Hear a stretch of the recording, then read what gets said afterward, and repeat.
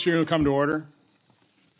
I want to welcome everybody to the hearing room. I appreciate your attendance. I certainly want to welcome all our witnesses. I know your stories will be hard to tell, but I truly appreciate you making the time and willing to share your stories.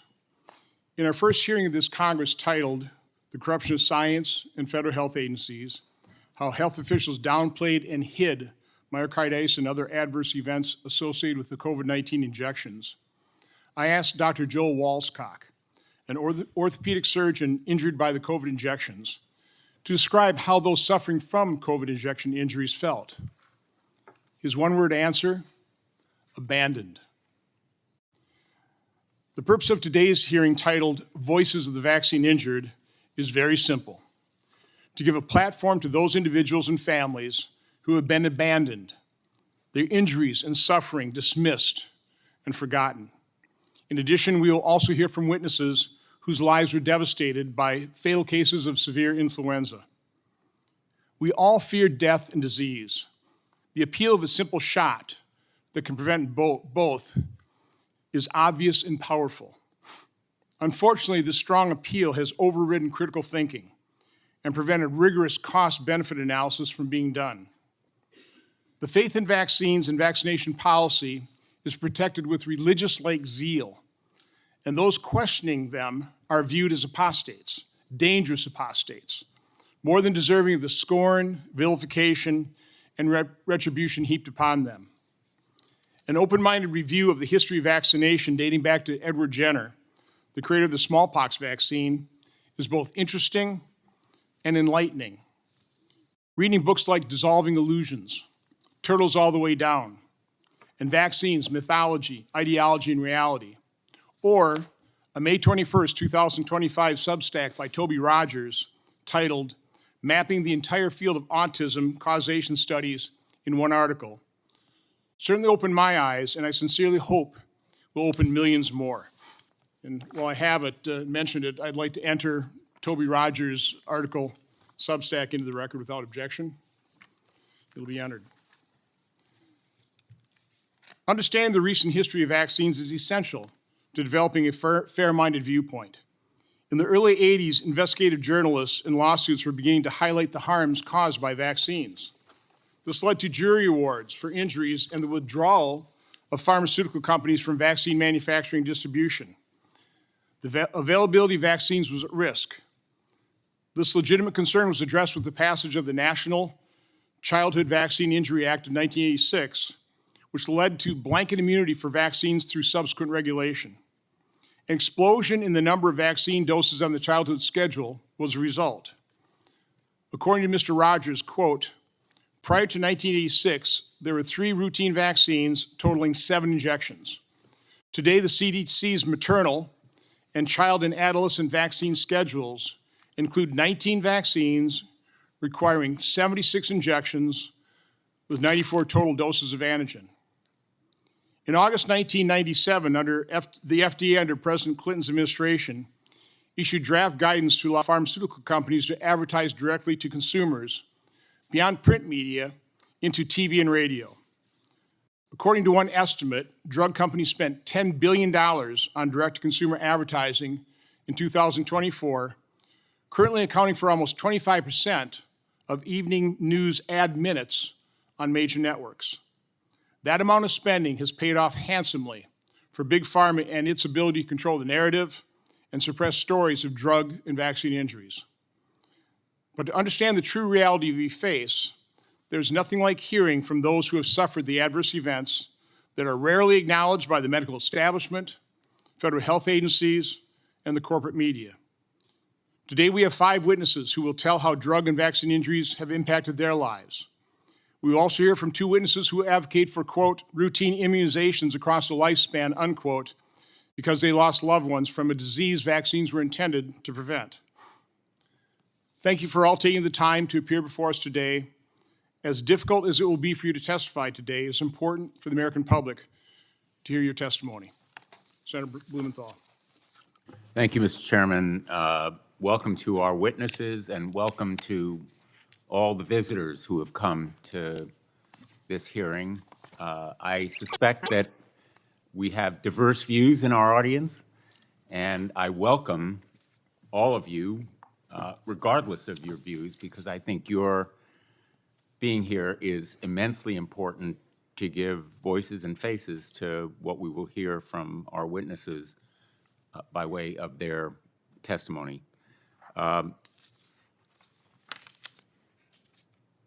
loss of a loved one, as we all know, leaves an indelible imprint on our lives. It creates an unfillable gap that is almost impossible to overcome at the time it happens, and time sometimes heals, sometimes not. I feel a very deep empathy for the pain and heartache experienced by everyone on this panel, and I thank you for your courage, whatever your testimony is going to be, your courage and conviction coming forth today. Parents and loved ones should never have to know the type of heartache that comes with the loss of a child, and it's a loss that was common, all too common, before vaccines were developed. Smallpox killed approximately 500 million people in the 100 years before it was declared eradicated in 1980. 90% of deaths are believed to have occurred in children under 10 years old. But that risk was eliminated thanks to vaccines that led to smallpox becoming the only disease to have been completely wiped out on the globe.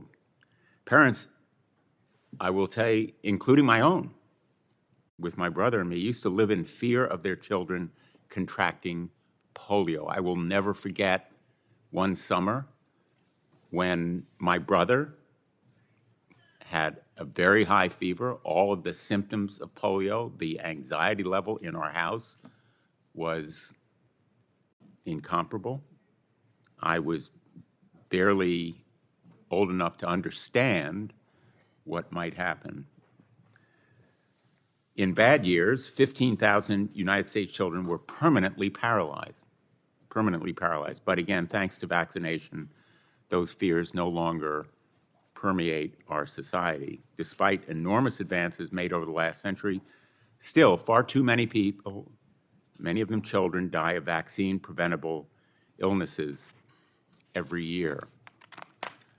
I'm reading a book right now called Everything is Tuberculosis.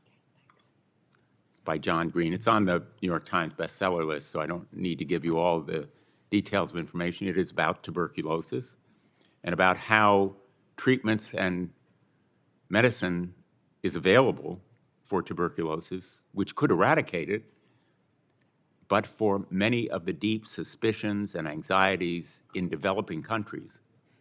One of the characters in this book, it's nonfiction, is a young boy who at 5 years old was stopped from treatment by his father because of his distrust for medicine and his reliance on other kinds of cures. I am deeply grateful to Eric Stein, who lost his 4-year-old sister, and to Cerise Murata, who suffered the tragic death of her 5-year-old son, for their courage in coming forward to share their stories with us today. Stories like theirs were once the norm.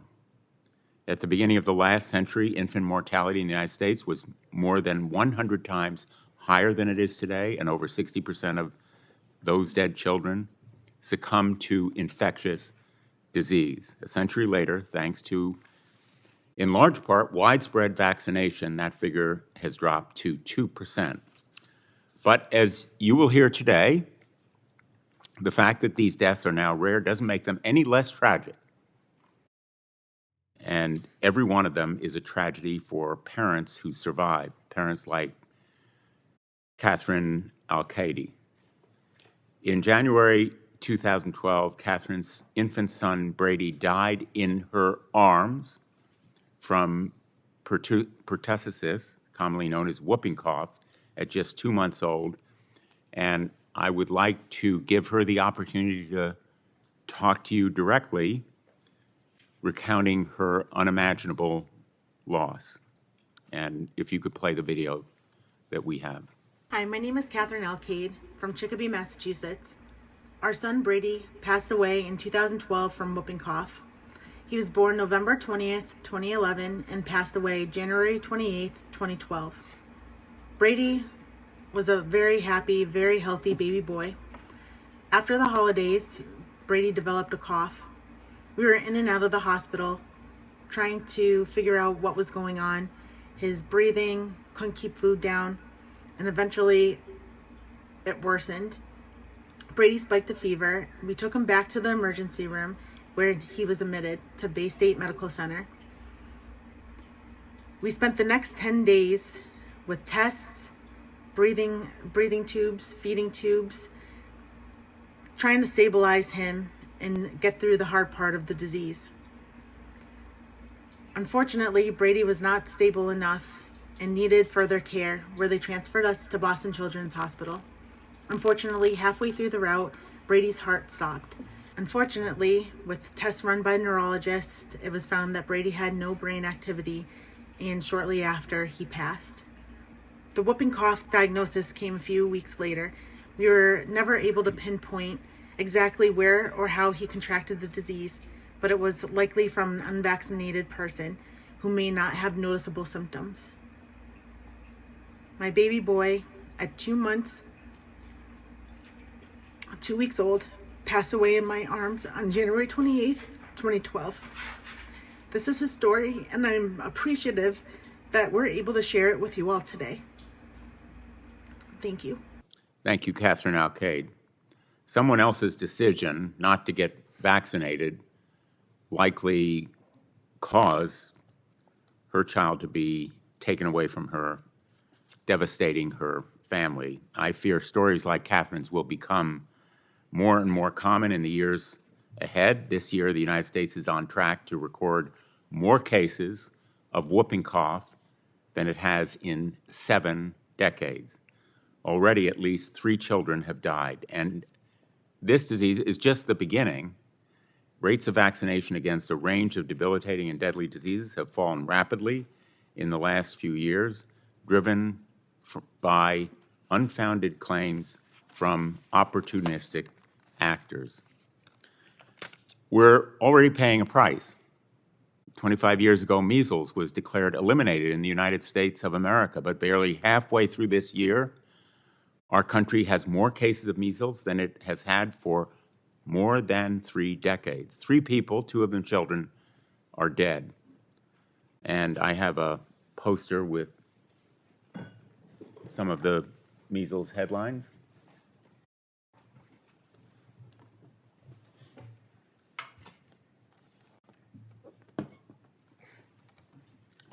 These headlines help tell a story that, in detail, is being lived by Americans.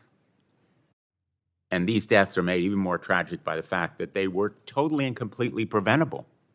The measles vaccine is safe and effective. It's not only been proven through clinical tests and trials, but by everyday experience of Americans. There have been persistent falsehoods about vaccines continuing to harm our communities, and this misinformation is not only driving down vaccination rates, it's compromising research into the very harms that we need to prevent. Nowhere is this point clearer than with autism. Decades of scientific research have shown conclusively that vaccines do not cause autism. At this time, I would like to enter into the record 6 scientific papers that have shown that vaccines do not cause autism. If there's no objection, Mr. Chairman. Without objection. They're here. Anyone is free to look at them. These include studies done over decades involving hundreds of thousands of children and a comprehensive analysis from the National Institute of Medicine concluding that epidemiological studies, quote, consistently provided no evidence of association between vaccines and autism. This epidemiological research is important and persuasive. Autism research is critically important and has made great strides in recent years. Yet every dollar we devote to studying this thoroughly debunked claim is a dollar taken away from much more promising research. A dollar taken away from educators in special needs classrooms, a dollar taken away from caregivers to help overwhelmed parents. The truth is that for children born in the United States between 1994 and 2023, routine childhood vaccination is estimated to have saved well over 1 million lives. The truth is that telling parents to use cod liver oil to stop measles rather than vaccines has sent innocent children to the hospital with vitamin A toxicity. The truth is that in the past decade, over 42,000 women in the United States have died from cervical cancer, a cancer that is almost entirely preventable by the HPV vaccine. Today, vaccines, in a way, are a victim of their own success. Parents today do not have to spend terrified nights in the hospital wondering what will become of their child with diphtheria, a disease that, until the vaccine was developed in the 1940s, regularly killed as many as 15,000 children every year, or rubella, which until a vaccine was developed in 1969 regularly infected more than 50,000 people, resulting in tens of thousands of babies born deaf, blind, or with congenital heart disease. We cannot afford to turn back the clock. Scientific advancement has given us great benefits. We need to make sure that every medicine, every vaccine, every treatment or cure available to Americans goes through proper testing and clinical trials and is proved to be safe and effective. Nobody wants Americans exposed to side effects or dangers as a result of any medical treatment. But we should be mindful of the benefits after they are proven safe and effective, the scientifically proven benefits. And I want to thank our witnesses for coming forward today to share your views, your stories. We look forward to learning from you and working to make America safer and healthier. Thank you, Mr. Chairman. Thank you, Senator Blumenthal. The truth is, vaccine injuries are real and they've been ignored. Let's go to a video before we swear in the witnesses.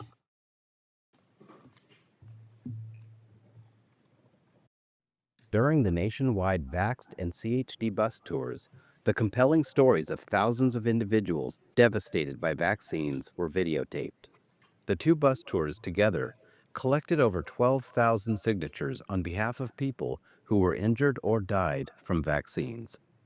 What follows is a small sample of the 2,400 video testimonies obtained during those tours. She was born completely healthy, normal, beautiful, light of my life, light of my family's life. She did receive hepatitis B vaccine and became severely jaundiced, just severe. It just kept telling me everything was normal, and I knew something was really, really wrong. You don't believe your child is gone until they come tell you for real that she's gone. I was told SIDS, sudden infant death syndrome. And in the support group meetings I went to, every parent, every single parent there would bring up vaccines and ask. Every story had vaccines involved. A lot of a child died the next day. Got vaccines, high-pitched scream, projectile vomit, whatever, until they died within less than 24 hours. So we were all asking our SIDS support group leader, is there a connection? It just seems like all of us feel like vaccines are involved. He was very athletic, he was very smart, and just a very caring and loving child. I did exactly what the doctor said. I took Cameron, who was sick, and I gave him the flu shot. He had a fever. I couldn't break the fever. By Monday morning, he was having seizures. This is Cameron at 6 the basketball game before, one day before he got sick having the seizures. This is Cameron in ICU the next day. Now he has cognitive delays. He no longer speaks. The doctor finally said, we don't know what happened, but I would recommend that you never give him a flu shot. So at 2, 4, and 6 months, Billy had his normal baby vaccines. He was due his MMR vaccination at 12 months. The day Billy got the MMR was a living 9 months. His eyes were doing this, and he was shaking like this. We get to hospital, we rush him in, doctors are coming in and looking at him, and that's when they said, he's had a reaction. Without a doubt, what's happened to Billy has changed his life. What I have on my hands now is a 19-year-old man. He's 6'2". He is volatile. On good days, Billy is brilliant. He's an angel. On bad days, the slightest thing can trigger him, and he's scary. Push the stress level, Philly. It's No, don't touch Ellie. Otto was born perfectly healthy. He was walking, running, climbing, and hitting every milestone. After his 17-month round of vaccinations, he had an autoimmune reaction. It was vaccine-induced transverse myelitis. One night, he went from being able to walk to no longer being able to stand. He was paralyzed from the waist down. I had no idea my son could be paralyzed from being vaccinated. Transverse myelitis is in the vaccine insert as a potential adverse reaction, but his doctor never showed me that, and he never informed me of any serious side effects. He was your typical boy. When he was born, he was happy, healthy, everything was flowing perfect. He was walking, talking, all of his well checkups, everything was on time, everything was great. Then he received his chickenpox vaccine, and things really started to deteriorate from there. He was diagnosed with Guillain-Barré and told that it'll be fine, it'll pass in a few days. My happy, healthy baby boy, in a matter of 4 days, went into a near vegetative state of being. The way he described it was that something in the chickenpox vaccine itself counteracted something in his genetics and caused his immune system to turn on itself. He loved baseball, snow skiing, indoor skydiving. Motocross was his passion. Anything that has to do with an adrenaline rush. The doctor says, hey, he's the age that you should get the HPV vaccine. I said, okay. On day 1, his full neck and his whole right arm was completely paralyzed. My husband took him in to Instacare, holding his head for him because he couldn't get out of bed. It does suck, like, not being able to play sports anymore. Because I did do a lot of sports. They say 1 in a million, but I know too many people that have been vaccine injured, and I don't know more than 1 million people. He was saying mama, and I was so proud that this child said mama first and not dada. We went in, as most parents do, regular vaccinations. When I went to get closer to him to wake him up, I saw that his eyes were partially propped open and he was dead. I knew at that moment what took his life. There was no question what had happened. We went back to the pediatrician. All of her questions were, was your son vaccinated? When did he start having problems? When did the seizures start? It was all around the vaccines. She said, if it's any vaccine that caused these seizures, it's the DTaP. And I said, can you put that in writing? And she said, no. The Vaxxed and CHD bus tours were not designed as research projects, but the evidence obtained should not be ignored. Every single vaccination on the children's vaccine schedule had reports of serious and permanent injuries, many of them including death.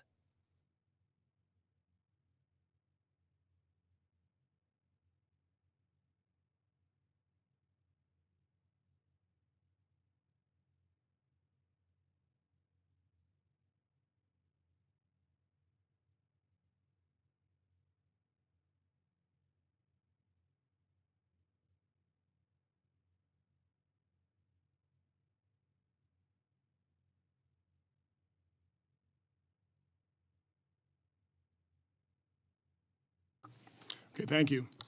It is a tradition of this subcommittee to swear in witnesses, so if you all rise and raise your right hand. Do you swear the testimony you will give before this subcommittee will be the truth, the whole truth, and nothing but the truth, so help you God? Please be seated. Our first witness is Miss Emily Tarsal. Ms. Tarsal is a retired psychotherapist and former president of the Licensed Clinical Professional Counselors of Maryland. She's here today to talk about her daughter, Christina. Ms. Tarsal. Chairman Johnson and committee members, thank you for this important hearing.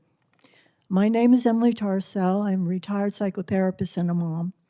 I was blessed with Christina, a healthy, bright child who grew to be a beautiful, caring person, gifted athlete, artist, honor student.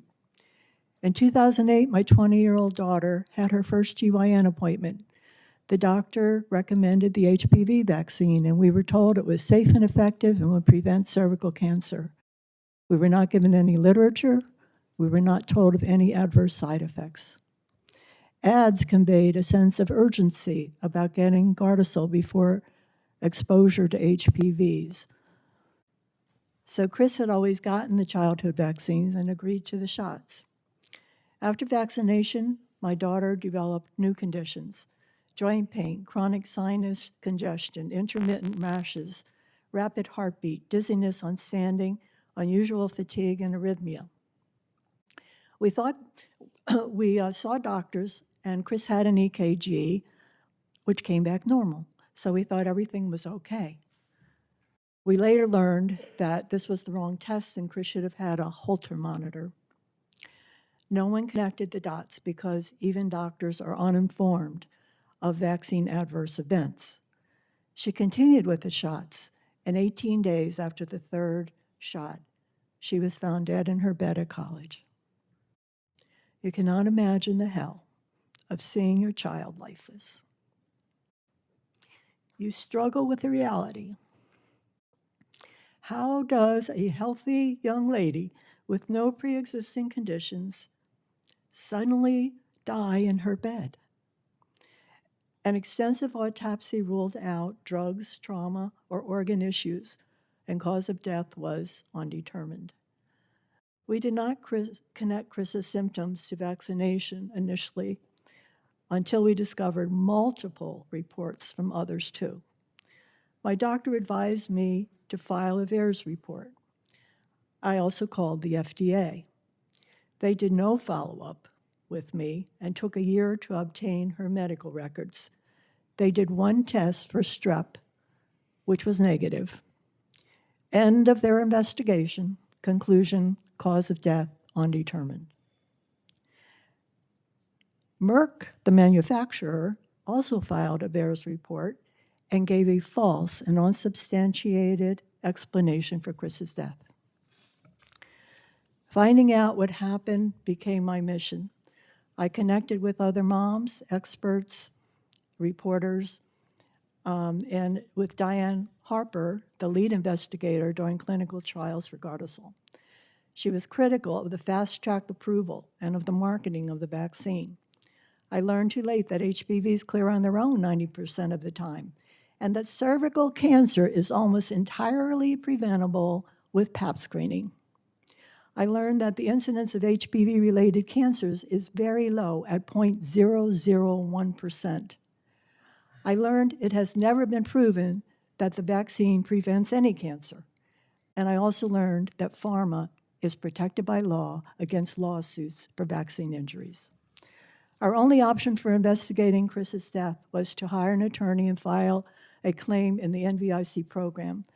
My super attorney, Mark Sadaka, filed our claim against HHS in March of 2010.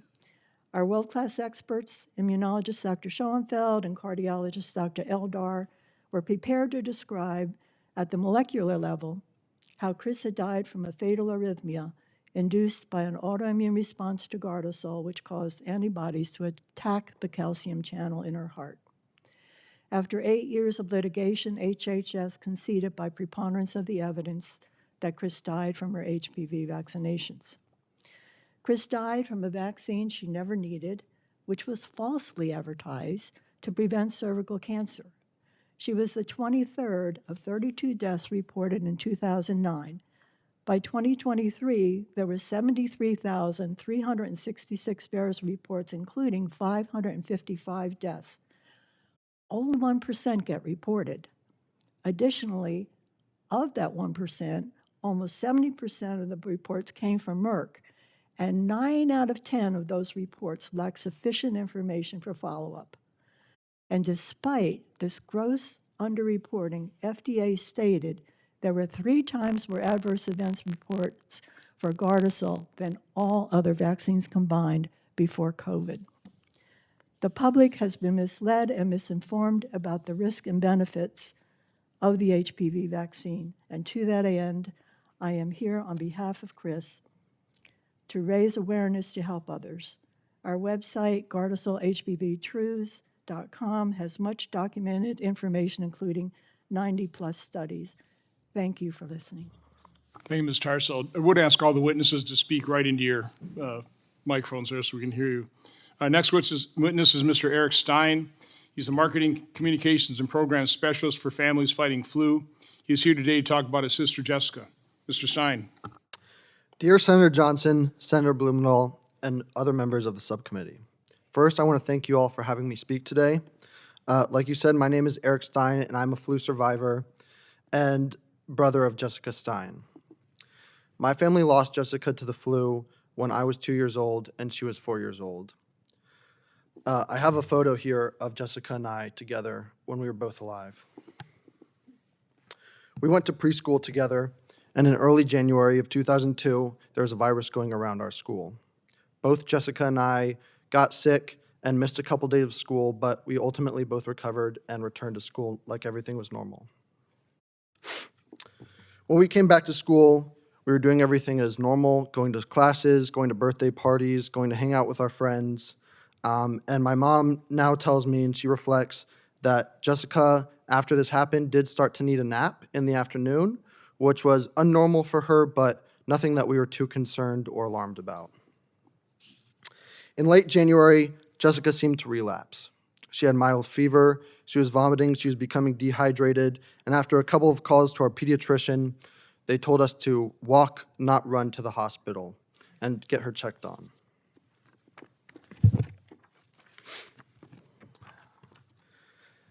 Everything was fine at first, and everything started to move very quickly. A pediatric cardiologist was called in to check on Jessica's heart, and while he said that it was enlarged, but it was beating strongly, and everything was fine. Literally just a few minutes later, Jessica's heart stopped. The room suddenly filled with doctors and nurses, and everybody was doing what they could to restart Jessica's heart. Before my parents even really could comprehend what was happening, Jessica was gone. Still, 20 years later, my parents still struggle to tell the story to me. It haunts them to have to go to the hospital with their daughter and leave without her. To say that Jessica's death changed them, changed all of us, doesn't even begin to tell the depth of the story. I have a younger brother and a younger sister, and they never knew Jessica. My younger sister, Katie, is sitting in the crowd today. Even though they never knew Jessica, she remains a large part of our family.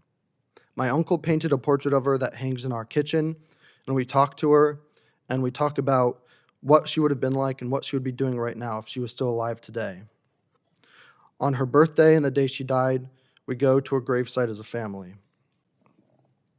My parents' strength is something that I will always admire. Though I was too young to realize it at the time, they turned their grief into action. In a time before Facebook and social media, they found other families,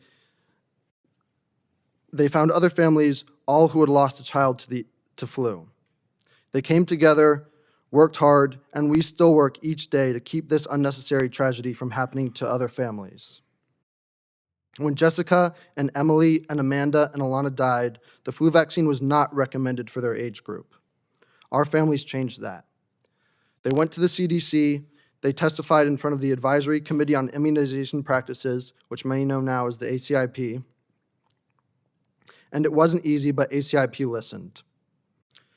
They changed the recommendations to where it stands today. that everyone 6 months and older get an annual flu shot. This is how my family honors Jessica. That's the work that Families Fighting Flu and the organization my parents helped found and that I work for today is all about. No more unnecessary lives lost or impacted due to vaccine-preventable diseases. Through my work with Families Fighting Flu, I've had the benefit of meeting many different families who have all been impacted. And one quick one I want to tell you guys about today. Caden Stevenson from Michigan lost both of his legs when he got the influenza and sepsis crept into his bloodstream. And to save his life, doctors had to amputate both of his legs, which he will live with these disabilities permanently. Thankfully, doctors were able to save his life.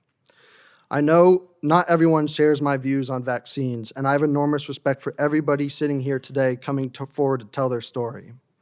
I worry that the misinformation that I hear from my colleagues, my friends, and people my age are pushing us back to a time where vaccines weren't available and when people were dying at large rates from vaccine-preventable diseases. I would like to say that many vaccines are more like a seatbelt. While they might not prevent you from getting the actual disease, they are going to be your best prevention from serious complications from that disease. Deaths like my sister's, like other people from Families Fighting Flu, and serious complications like those from Caden and many other families could have been prevented by vaccines. Other diseases like flu, measles, chickenpox, polio are all seeing a little bit of a rise and dips in vaccine rates. When I think of the lives impacted by flu, I think of my sisters, of course, but also roughly 27,000 Americans who died just this past year. And that doesn't even count for the 600,000 who were hospitalized due to flu, and some of them suffer permanent complications that they will live with for the rest of their lives. Vaccines save lives and keep people healthy. A vaccine could have saved my sister's life. Thank you. Thank you, Mr. Stein. Our next witness is Dr. Brian Hooker. Dr. Hooker is the Chief Scientific Officer at Children's Health Defense. He is a doctorate in biochemical engineering. He's here today to talk about his son, Stephen. Dr. Hooker. Thank you, Senator Johnson. My name is Dr. Brian Hooker. I serve as the Chief Scientific Officer of Children's Health Defense and Emeritus Professor at Biology at Simpson University. My son, Stephen, was born on February 10th, 1998, and was a healthy baby boy. My wife and I made sure he was vaccinated on time per the CDC schedule. I didn't really know what a vaccine adverse event was at the time and thought I was doing the best for my son. Steve was born in the thimerosal era, where most hepatitis B, Hib, and DTaP vaccines distributed in the U.S. contained upwards to 25 micrograms of mercury from the preservative thimerosal. By my son's 15-month well baby checkup, he was exposed to an accumulated total of 237.5 micrograms of mercury, and in 2 of his checkups at 2 and 6 months of age, received a single-day mercury exposure of 62.5 micrograms, which exceeded the current EPA safe exposure limit by nearly 200 times. Prior to his 15-month well baby checkup, Steve had been diagnosed with developmental delays, a chronic ear infections, and upper respiratory infections. We treated these infections with antibiotics and Tylenol as a fever reducer. On the same day as my son's 15-month well baby visit, he was diagnosed with an ear infection by an otolaryngologist. My wife and I still dutifully took Steve to his well baby checkup afterwards, but we questioned the attending nurse practitioner whether he should receive his vaccines while he was sick. The nurse practitioner brushed off our concerns, indicating they didn't have any problems associated with vaccinating sick children. That day, he received the Hib and DTaP vaccines, as well as the oral poliovirus live virus vaccine. This overtaxed his immune system, which was already fighting an ear infection, and he fevered for 18 days after that checkup. The pediatrician told us to treat the fever again with Tylenol. No one at the office mentioned the possibility that my son was having an adverse reaction to his vaccines. After his fever, he very quickly and severely regressed. He stopped talking altogether. He did not respond to his name. He lost all joint attention, would constantly stare into space, and even lost his ability to walk unassisted for the first 3 months following vaccination. His bowel movements were either explosive diarrhea or debilitating constipation. At his 18-month checkup, he was diagnosed with full-blown autism by the same pediatrician who gave him all of his vaccines. Not only does my son have autism, but he has also been diagnosed with mitochondrial dysfunction, tics, speech and language delays, non-organic sleep disorder, sensory integration dysfunction, ileitis, colitis, esophagitis, and whole body dyspraxia.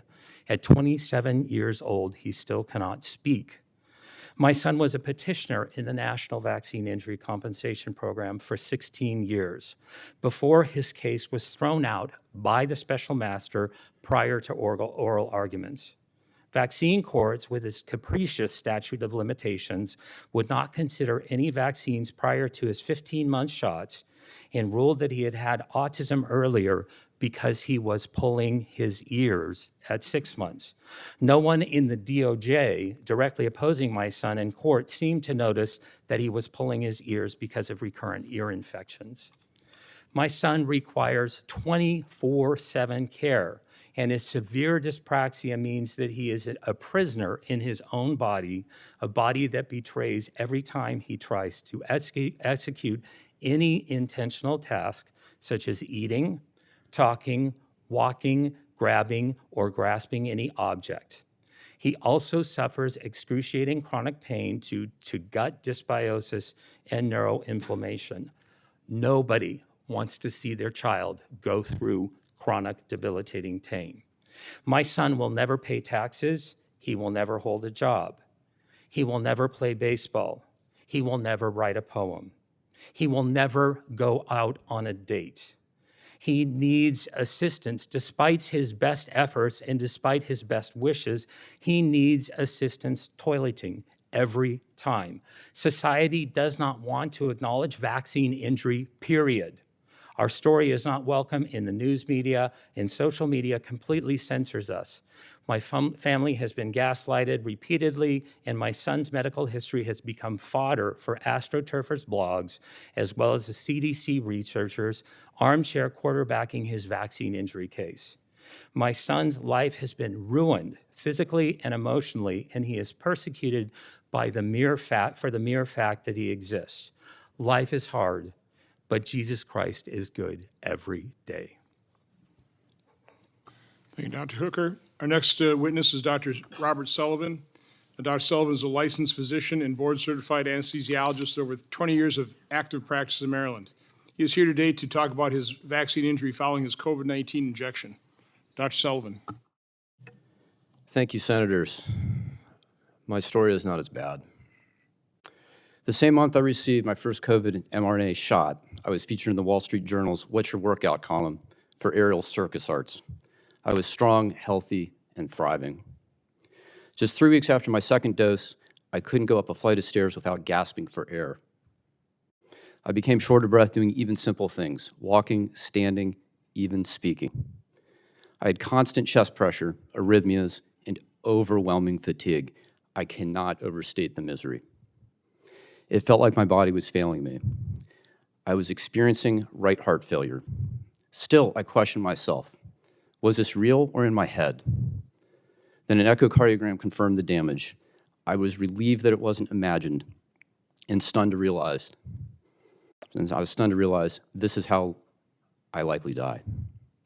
The diagnosis was pulmonary hypertension. I had damage and narrowing of the blood vessels in my lungs, restricting blood flow and straining the heart. This isn't like regular high blood pressure. Pulmonary hypertension is usually progressive and fatal even with treatment. There is no cure. It felt like a death sentence. I reported my case to VAERS, the Vaccine Adverse Event Reporting System. Most doctors I know had never heard of it. Fewer understood that it carries mandatory reporting requirements. I was never taught about VAERS in medical school. I'm told it still isn't. Eventually, VAERS collected my medical records. I expected to hear from the FDA or CDC. I never did. I believed in the system. I believed I would be heard. When I wasn't, I channeled that disbelief into collaborating with the British Medical Journal on a report about the system's failures. What I learned is chilling. If you are harmed, you are on your own. I've had to adapt. Maybe some of the novel treatments I tried helped. On the outside, I look fine. I returned to running, even to aerial arts. That brings me joy, but also unease. I've lost half my lung capacity. If I can look this normal while carrying that much damage, how many others are out there suffering silently? In researching my condition, I found the Georgetown scientist who predicted my specific problem. The very same month of the vaccine rollout, he warned that spike protein exposure, whether from the virus or from the shot, could harm the blood vessels in the lungs and placenta. Spike protein itself from the SARS-1 virus, SARS-1, also caused vascular damage in animals. I learned many hospitalized COVID patients developed pulmonary hypertension. Autopsies showed the same kind of lung vessel damage I had. Long COVID patients with persistent breathlessness have the same findings. As in my case, their symptoms improve, but the damage remains. We now know the SARS-CoV-2 spike protein can damage the lungs, heart, and brain in animals. It is toxic, irrefutably so. I know that's uncomfortable to hear. One study found athletes who got mRNA boosters saw drops in aerobic capacity equivalent to aging 5 to 10 years in just 1 week. Why is this? I now see colleagues and patients struggling with daily tasks. Many are limited by unexplained shortness of breath. Could this be a spectrum of vascular damage like what happened to me? These are urgent questions. This is not normal aging. This is not simple deconditioning. Until we study this systematically, we won't know how many have been injured by COVID or by the spike protein itself. Our medical system must honor its foundational oath, do no harm. When harm does occur, the right thing is to recognize it, acknowledge suffering, and work to relieve it while advancing research into safer therapies. Government must serve as a safeguard, restoring accountability, transparency, and public trust. And above all, every medical decision must be grounded in truly informed consent. Patients deserve and demand clear, honest information. The freedom to decide what's right for them is a right. Mandatory medicine is not medicine. Acknowledgement matters, being seen, heard, and believed. That is the first and perhaps most important step in healing. To others who have been harmed, I see you. While our injuries differ, I understand the suffering and isolation that comes when the system meant to protect you instead abandons you. I believe you. Senator Johnson and members of the committee, thank you for giving us this opportunity to start to heal. Thank you, Dr. Sullivan. Our next witness is Ms. Polly Tommey. Ms. Tommey is the director of Children's Health Defense TV and is an internationally recognized health freedom advocate, filmmaker, and author. She is here today to talk about her son, Billy. Ms. Tommey. My son Billy entered the world as a healthy, perfect baby with an APGAR score that reflected his perfection. We followed every wellness check, every vaccination schedule, believing in the system that promised our child safety. For his entire first year, Billy thrived, meeting milestones, crawling, babbling, growing. Yet everything changed at 13 months, the day he received the MMR vaccine, the only one on the schedule back then. That day, I walked into the doctor's office, trusting the advice of professionals who emphasized the importance of vaccinating against deadly diseases like measles. Billy had just finished a round of antibiotics, but the nurse reassured me that the MMR vaccine was essential. Like any diligent parent, I followed these instructions. Hours after the vaccination, Billy's perfect world shattered. He became lethargic, sleeping for long stretches. When my husband came home that afternoon and went to check on him, Billy was convulsing, his tiny body gripped by seizures. We rushed him to hospital, desperate for answers, but the doctors, after hearing he'd had the MMR, said, "It's perfectly normal, it's perfectly common. Lots of children have seizures. He'll be fine. Antibiotics, Tylenol, he'll be fine." But he wasn't fine, and he's still not fine, age 29. He's severely sick with severe autism. We made the movie Vaxxed. to try and understand and warn the world about the real dangers of the MMR vaccine. I even vaccinated my child after I had Billy because I was so pro-vaccine and so into the system. Just the MMR was the problem. But then we got out on the bus. We took a bus and we traveled around America, listening to parents around America, what had happened to them when they vaccinated their children. And what we saw was utterly horrific. We saw so much death following baby vaccines. These parents would vaccinate their perfectly healthy child, and then their child would die. We saw a video at the beginning of this about the whooping cough. I've interviewed so many parents, and one comes to mind, Carrie Bundy's baby. At 4 months old, she pleaded with the doctor, "Should I vaccinate my child? He's premature." "Oh, yes," said the pediatrician. "If you don't vaccinate your baby, he could die of whooping cough." She vaccinated that baby, and he was dead in his crib following that. That is the same story we hear over and over again.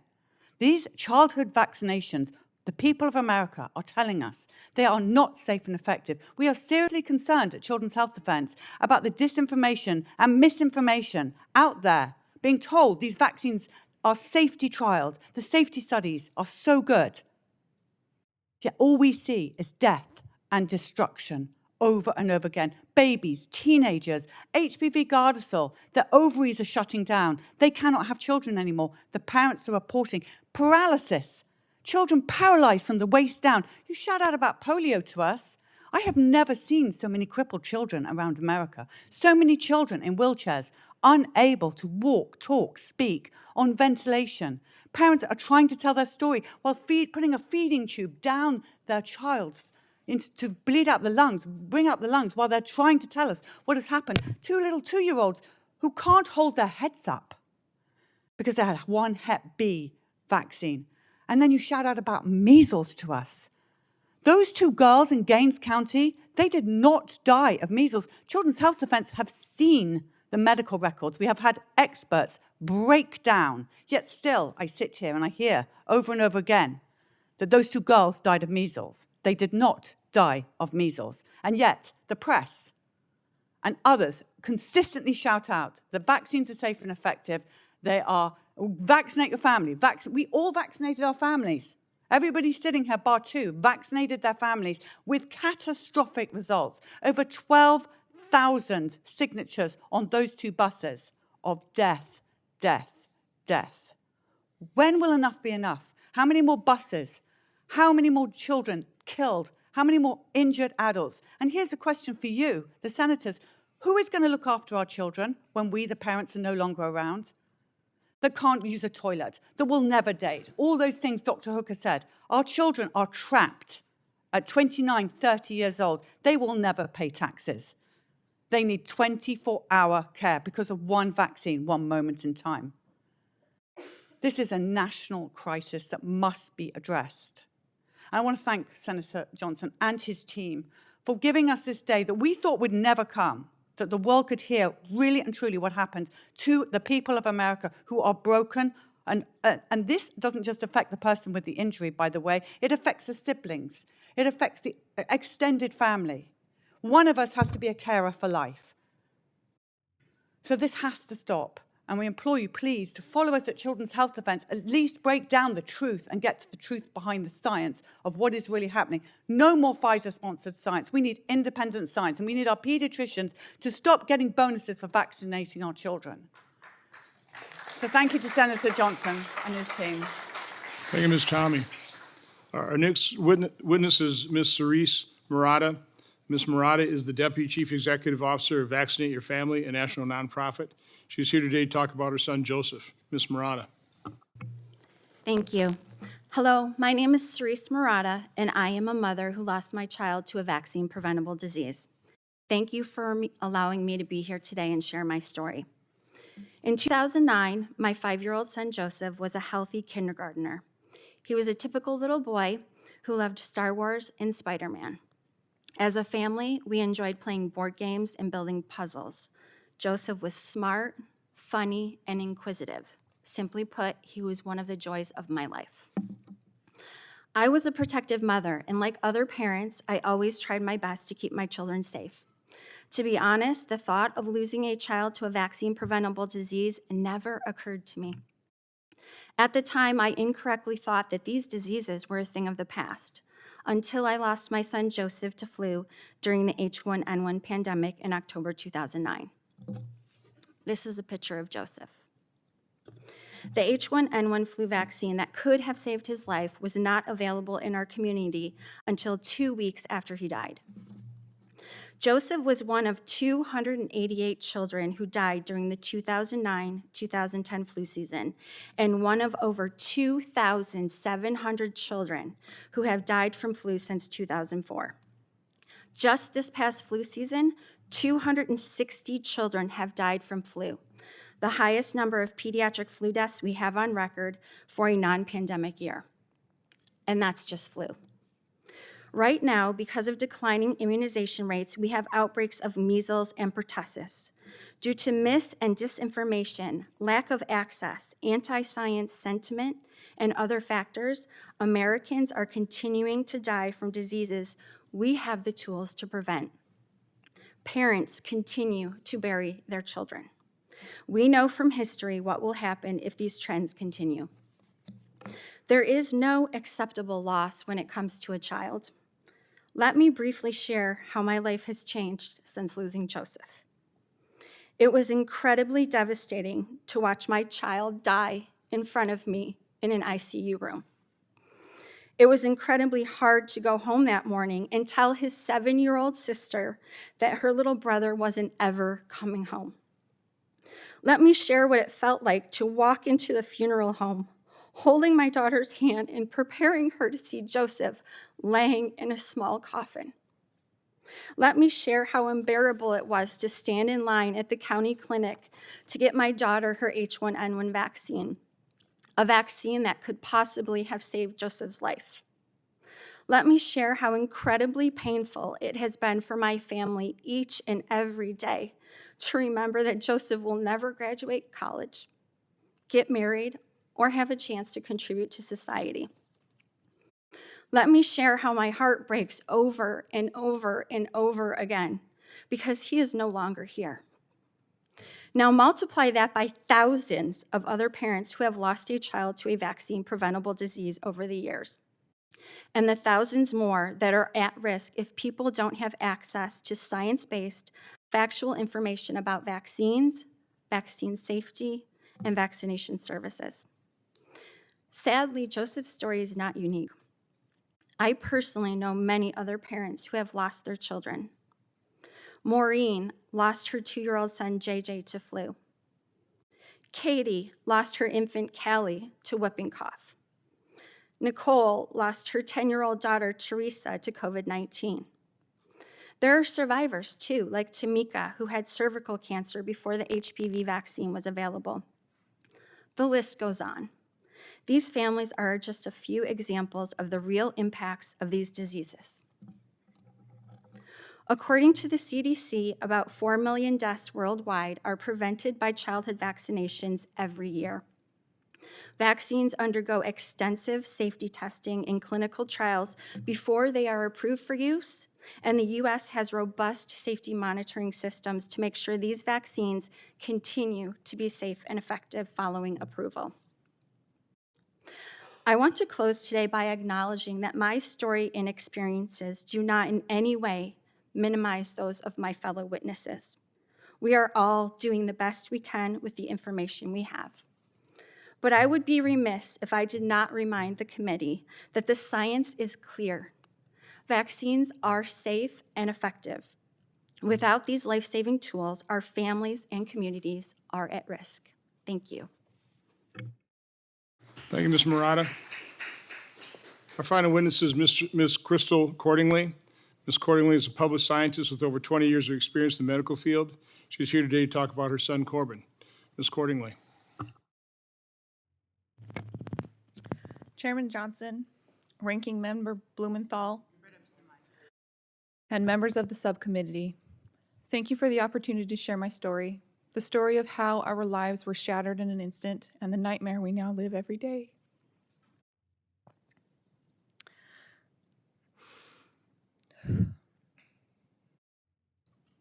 My name is Crystal Cordingley. I'm a mother of 5, and this is about my son, Corbin D. Cordingley. He was born on September 2nd, 2012, healthy, vibrant, and perfect. He hit all of his milestones early and was a bright, loving, and busy little boy. Our life before his death was full of love, joy, and innocence. I am a scientist and fully believed in the safety and effectiveness of vaccines. I never questioned them. I thought I was protecting my children by following the CDC's vaccination schedule. Corbin received all of his routine vaccines on time, including his 12-month shots 43 days prior to his death. On October 18th, 2013, I took him in for a combo flu shot that would be administered in 2 doses. He seemed fully recovered from a recent cold, and it was a normal day. I fed my kids lunch, prepped dinner, and left for an evening shift at the hospital. That afternoon was the last time I would see my baby alive. At 8:30 p.m., my husband gave the kids a bath and rocked Corbin to sleep. He laid him in his crib, safe and sound. When I came home from work at 11:45 p.m., I went to nurse him. What I found haunts me to this day. My baby, face down.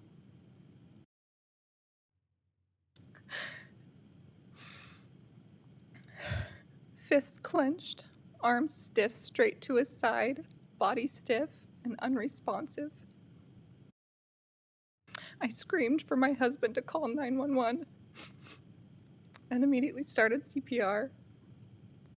When I opened his mouth, his tongue was stiff with rigor mortis and his lungs gurgled with broken down lung fluid as I tried to breathe life back into him. I knew. The paramedics arrived within minutes, but it was too late. At the hospital, after what felt like a lifetime of trying to revive him, the ER doctor called time of death. My world shattered. How could this happen? He was healthy. Nothing else was different that day, except the flu shot. I repeated it over and over to every medical professional. He got his flu shot this morning, but no one would ever consider it. I was brushed off, told it couldn't have been the vaccine. I was gaslit into believing some babies just die. But no, they don't. Not like this. I held my son's foot in the hospital until it went cold in my hand. Do you know what it's like to hold your lifeless child until their body goes cold? I prayed so hard he'd wake up that I became physically ill.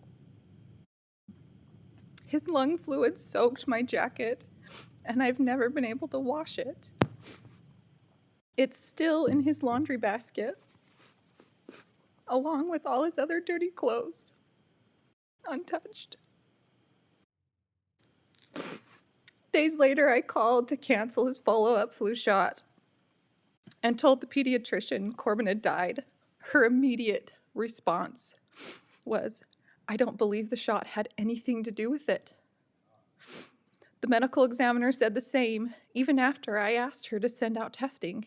A month later, she admitted she forgot.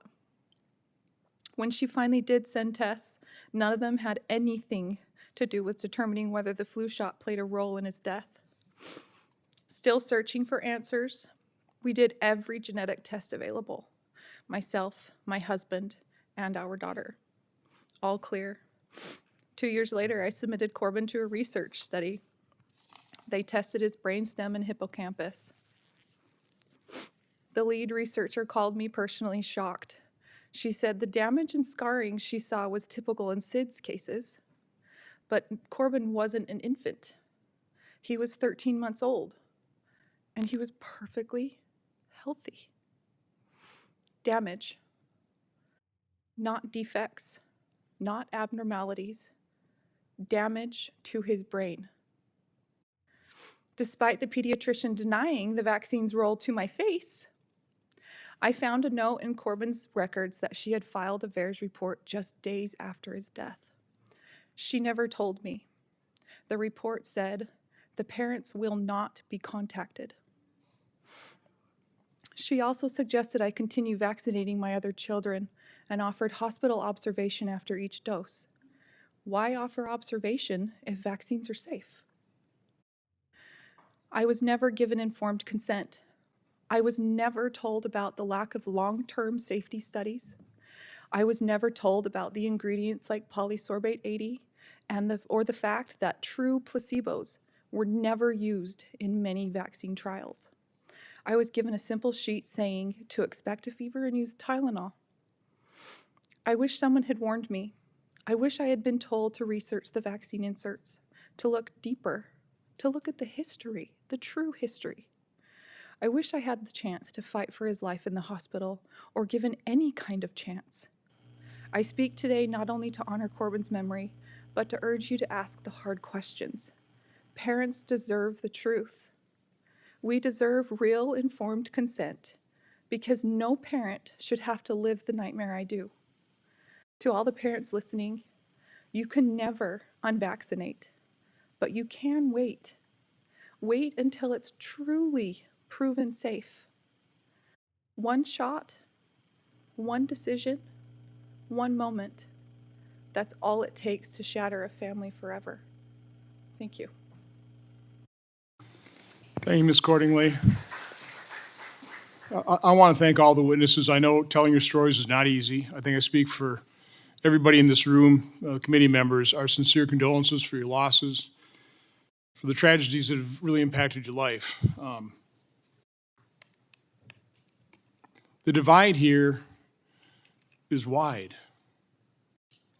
I don't doubt any of these stories. I don't. Where are vaccines useful?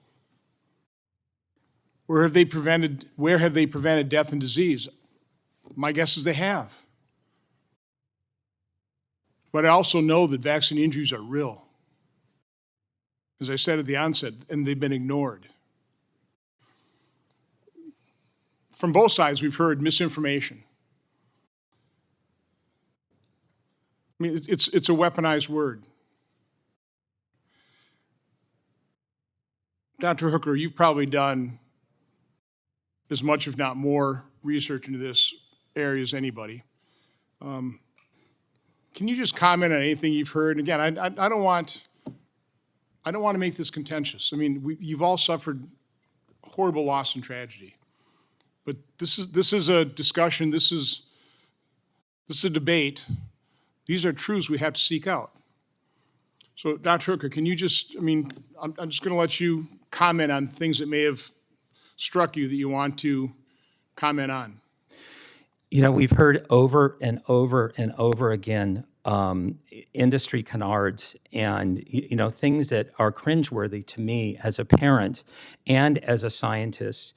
The preponderance of evidence around vaccines and autism basically in the United States consist of 2 studies that were done by a flawed and fraudulent CDC, one on thimerosal-containing vaccines and one on the MMR vaccine. Clearly, in the MMR study, when you look at the table, it shows a statistically significant effect of the MMR when given on time. 67% more boys getting the vaccine on time get autism diagnosis than those that merely wait until 3 years of age. Now, I had a whistleblower come forward to me to tell this information, Dr. William Thompson, in 2013 and 2014. We also know that the Verstraeten study in 2003 is also flawed, fraught with errors, and fraudulent, accusing them of directly cherry-picking information from the Vaccine Safety Data Link because of issues with clinics. Now, there is a hole in the science around vaccines and autism that you can drive a Mack truck through. You can't just look at one vaccine and one component and then wave your pixie dust and say they're safe. That is just not a fact, and that is just not how science works. Dr. Herkel, you mentioned Bill Thompson, and he was featured in the first movie, Vaxxed. Can you tell the story about that particular MMR study that I think identified a link between autism and MMR in black young men, right? That is And correct. Tell about the story about the CDC officials that gathered with their data, and was it Shredder?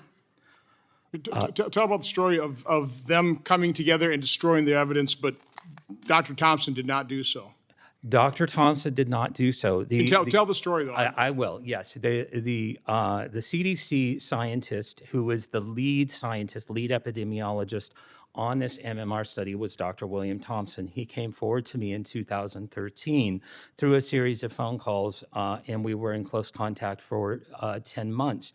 What happened was he found the African-American effect, that African-Americans were over 200% more likely, and African-American males over 300% more likely to get an autism diagnosis if they got the MMR vaccine on time versus if they were received the vaccine after 3 years of age. And when they got that evidence, when they got that information, they were told directly by the supervisors on the study, the same supervisors who were the co-authors of the Agent Orange. Oh, wait, fraud. go ahead and name names. Yes, Dr. Colleen Boyle and Dr. Frank DiStefano, they were ordered directly to destroy evidence and destroy federal records in violation of the Federal Records Act as amended in September of 2002. That information was destroyed. Dr. Thompson shared that information with me directly. I repeated the analysis, did the exact same analysis, and I got the exact same result. African-American males, when they get the MMR on time, are 3.5 times more likely to get an autism diagnosis than if you wait simply until after 3 years. So that would show a link. And again, I think That is correct. The important part of this story is not only that, but the fact that you had federal health agency officials destroy evidence of that fact. That is They correct. gathered everybody in office, right? And they literally all brought the evidence and they destroyed it together, except for Dr. Thompson. He kept the evidence, correct? That is correct. Okay. Ms. Tarsal, as I said in the opening statement, Dr. Joel Walskog talked about just being abandoned. Can you talk about your experience following your daughter's tragedy?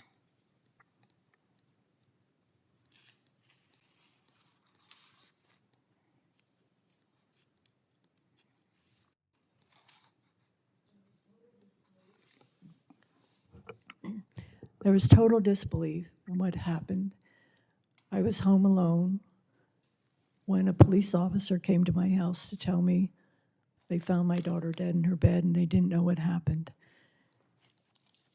It took quite a while for us to begin to put the pieces together.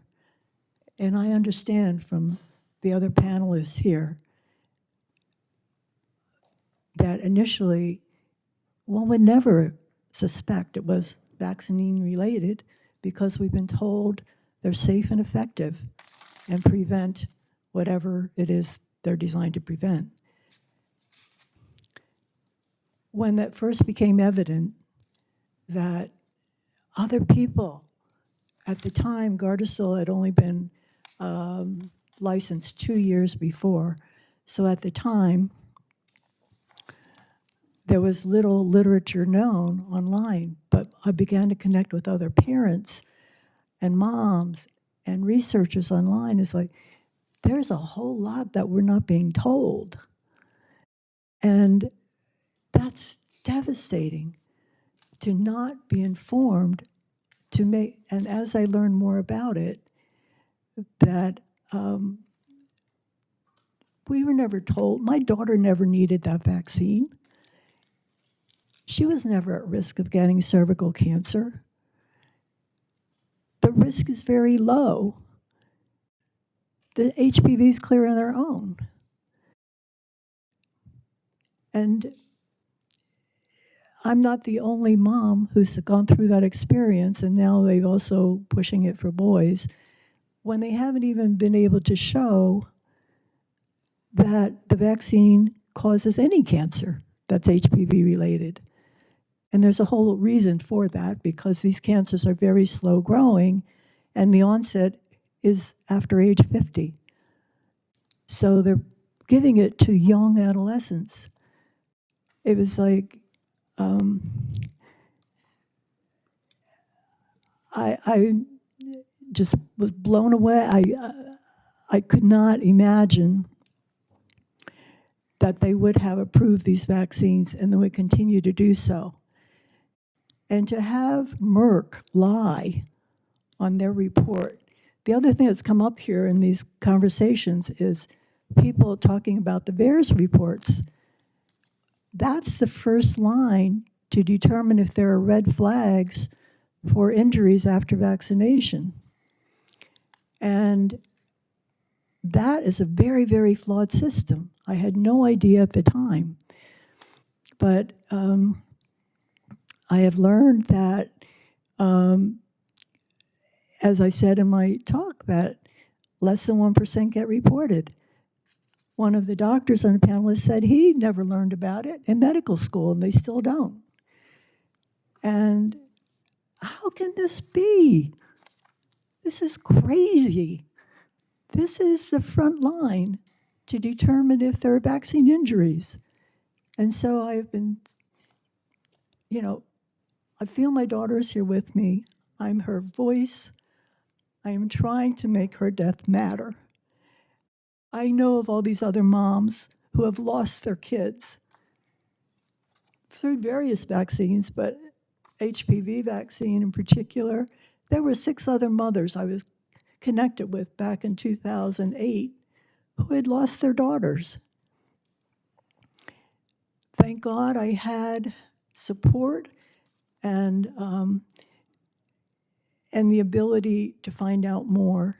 And that's why I'm here. I want to share it with other people. We all want the best for our kids.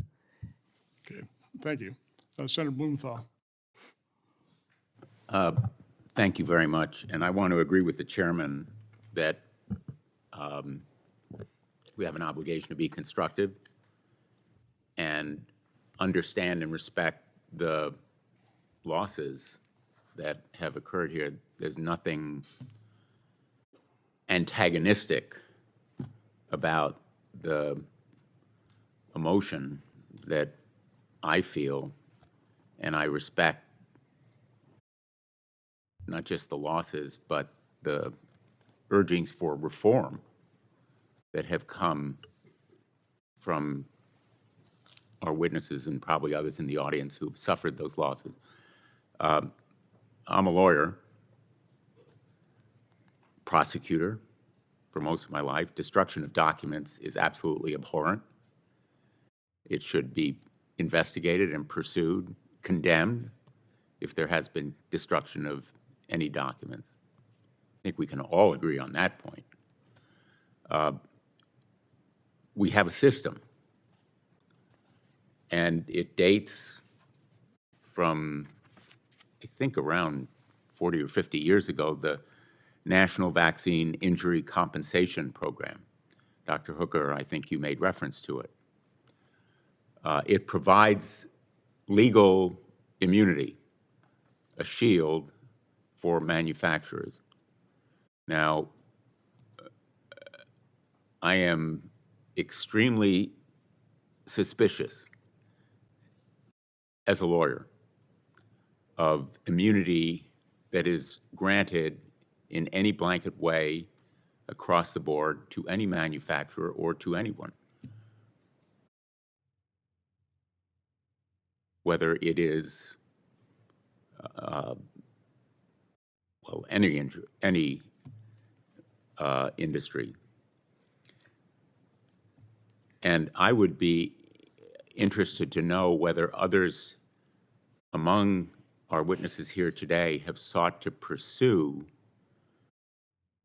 claims under that program, I understand you did, Dr. Hooker, correct? That is correct, Senator. For some 16 years. 16 years, that's correct. And you got no relief. We had absolutely no relief whatsoever. Neither were we allowed oral arguments. So maybe we ought to look at this system. You know, Agreed. I am not suggesting what should be done about it. I don't know whether you have legislation, Mr. Chairman, on this program. We're still in the exploratory phase here. Okay. So, you know, I'm a lawyer. I'm very result-oriented. And I am heartbroken to hear these stories. And it makes me want to do something. So, I'm not promising anything. So you might want to hold your applause. How about we ban pharmaceutical ads on TV? I'll co-sponsor that bill. I've advocated it, and you have a co-sponsor.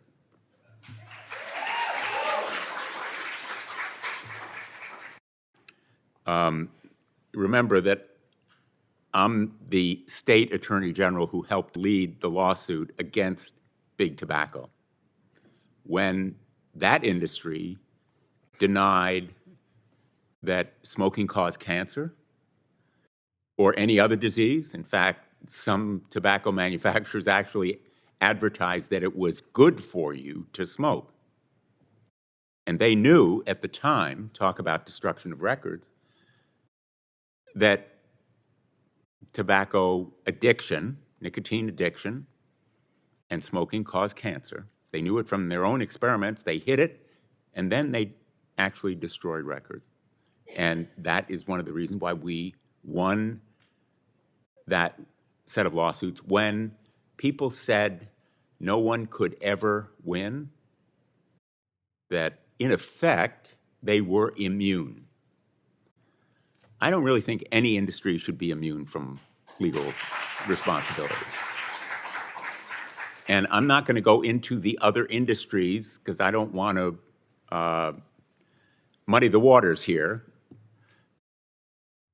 But I would be interested in looking at whether reforms are appropriate and whether, for example, the injury table ought to include other kinds of problems that allegedly are caused, and I use the word allegedly as a lawyer, by problems with vaccines. I am not a scientist. And so I really can't leap to any sort of conclusions here. And that's why in courtrooms we have expert testimony. And lawyers are reprimanded if they testify. So I'm not doing it here. But I do think that we need to be responsible in the way we talk about this issue, not to belittle any claims on one side or the other. And I just want to ask you, Ms. Murata, whether you have talked to families or individuals who've been affected by measles, whether you have found they've been discouraged from using the vaccine, and what you advise them to do. Thank you for your question, Senator Blumenthal. So at Vaccinate Your Family, we do work with patient advocates that have been impacted like mine, like my story. One particular measles story comes to top of mind for me. His name is Joshua. At the age of 30, he caught measles. He thought he had been vaccinated. He had asked his mother when he got sick, "Hey, Mom, was I vaccinated?" And he found out that he wasn't. He caught measles at his sister's college graduation and ended up in the hospital. Thankfully, he survived, but he had a really long road to recovery. So what we're seeing right now with outbreaks of measles is obviously very concerning to me as a parent. You know, we again want people to have the right information about how they can protect themselves and their families. I don't know personally of any story where someone was discouraged from reporting an injury, so I can't speak to that. Thank you. My time has expired. Thank you, Mr. Chairman. Senator Marino. Thank you, Mr. Chairman, for putting on this hearing. And, a father of 5, 3 grandkids. In fact, my daughter's visiting me today and last night in D.C. Normally, I get an alarm clock, but this morning I got a cute little 18-month-old face in front of me to wake me up. So to all of you, I can't even, you say that you can relate. I can't. I can't even imagine what you're going through, and we have to figure out a way forward. So let me just, I think it's important, though, that we look at where we were to understand what we need to do to go forward. So I think most Americans expect that when you get on a plane, you buy a car, you get on an elevator, you eat a meal, that there's a standard of care that that company used.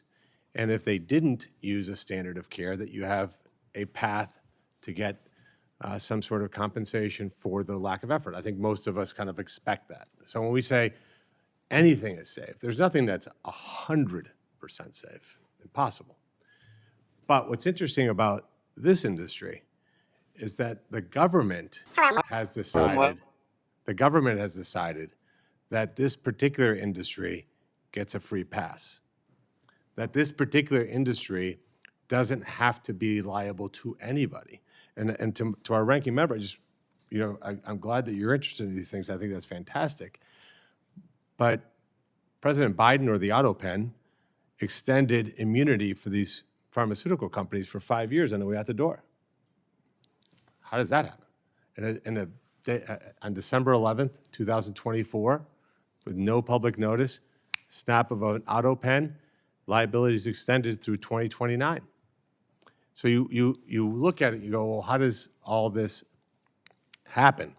And I think we also have to recognize that there was a lot of people who, for example, I'm sure for you, Dr. Sullivan, for you, Dr. Hooker, for many of you, when you even said, hey, is this a problem? You were banned on social media. No, okay, let's say that's not the worst thing that can happen to you in the world. But then the Biden administration then took it further and said, you can't go to work and make a living because your employer must either force you to be vaccinated, force you to reveal your public medical information, or you're unable to provide for your family. That's a very different thing, and yet complete silence.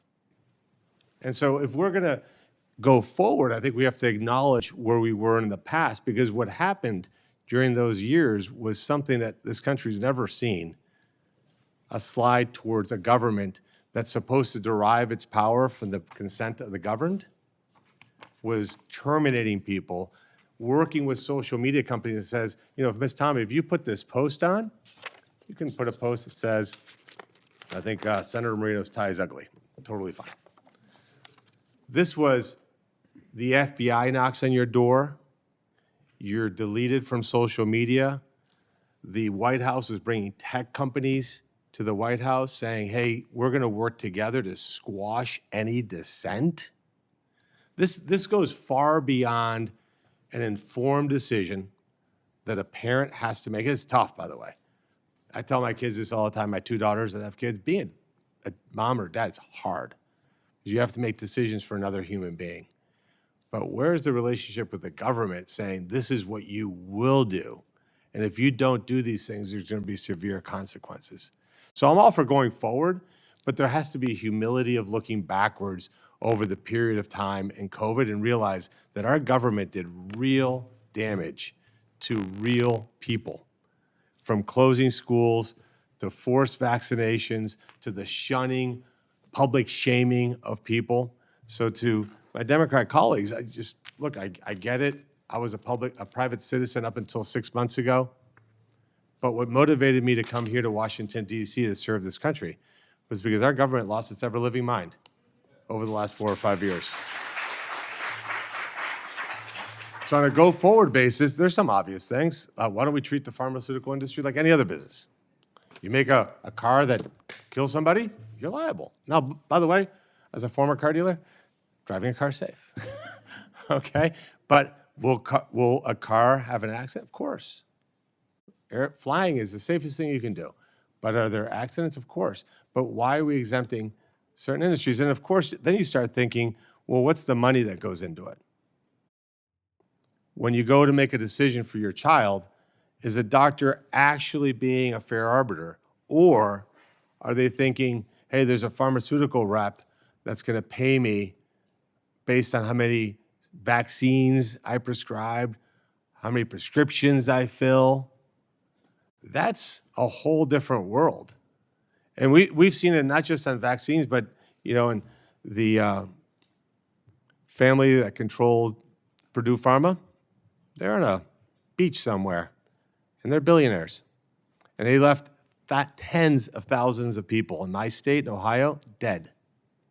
Where's the justice for those people?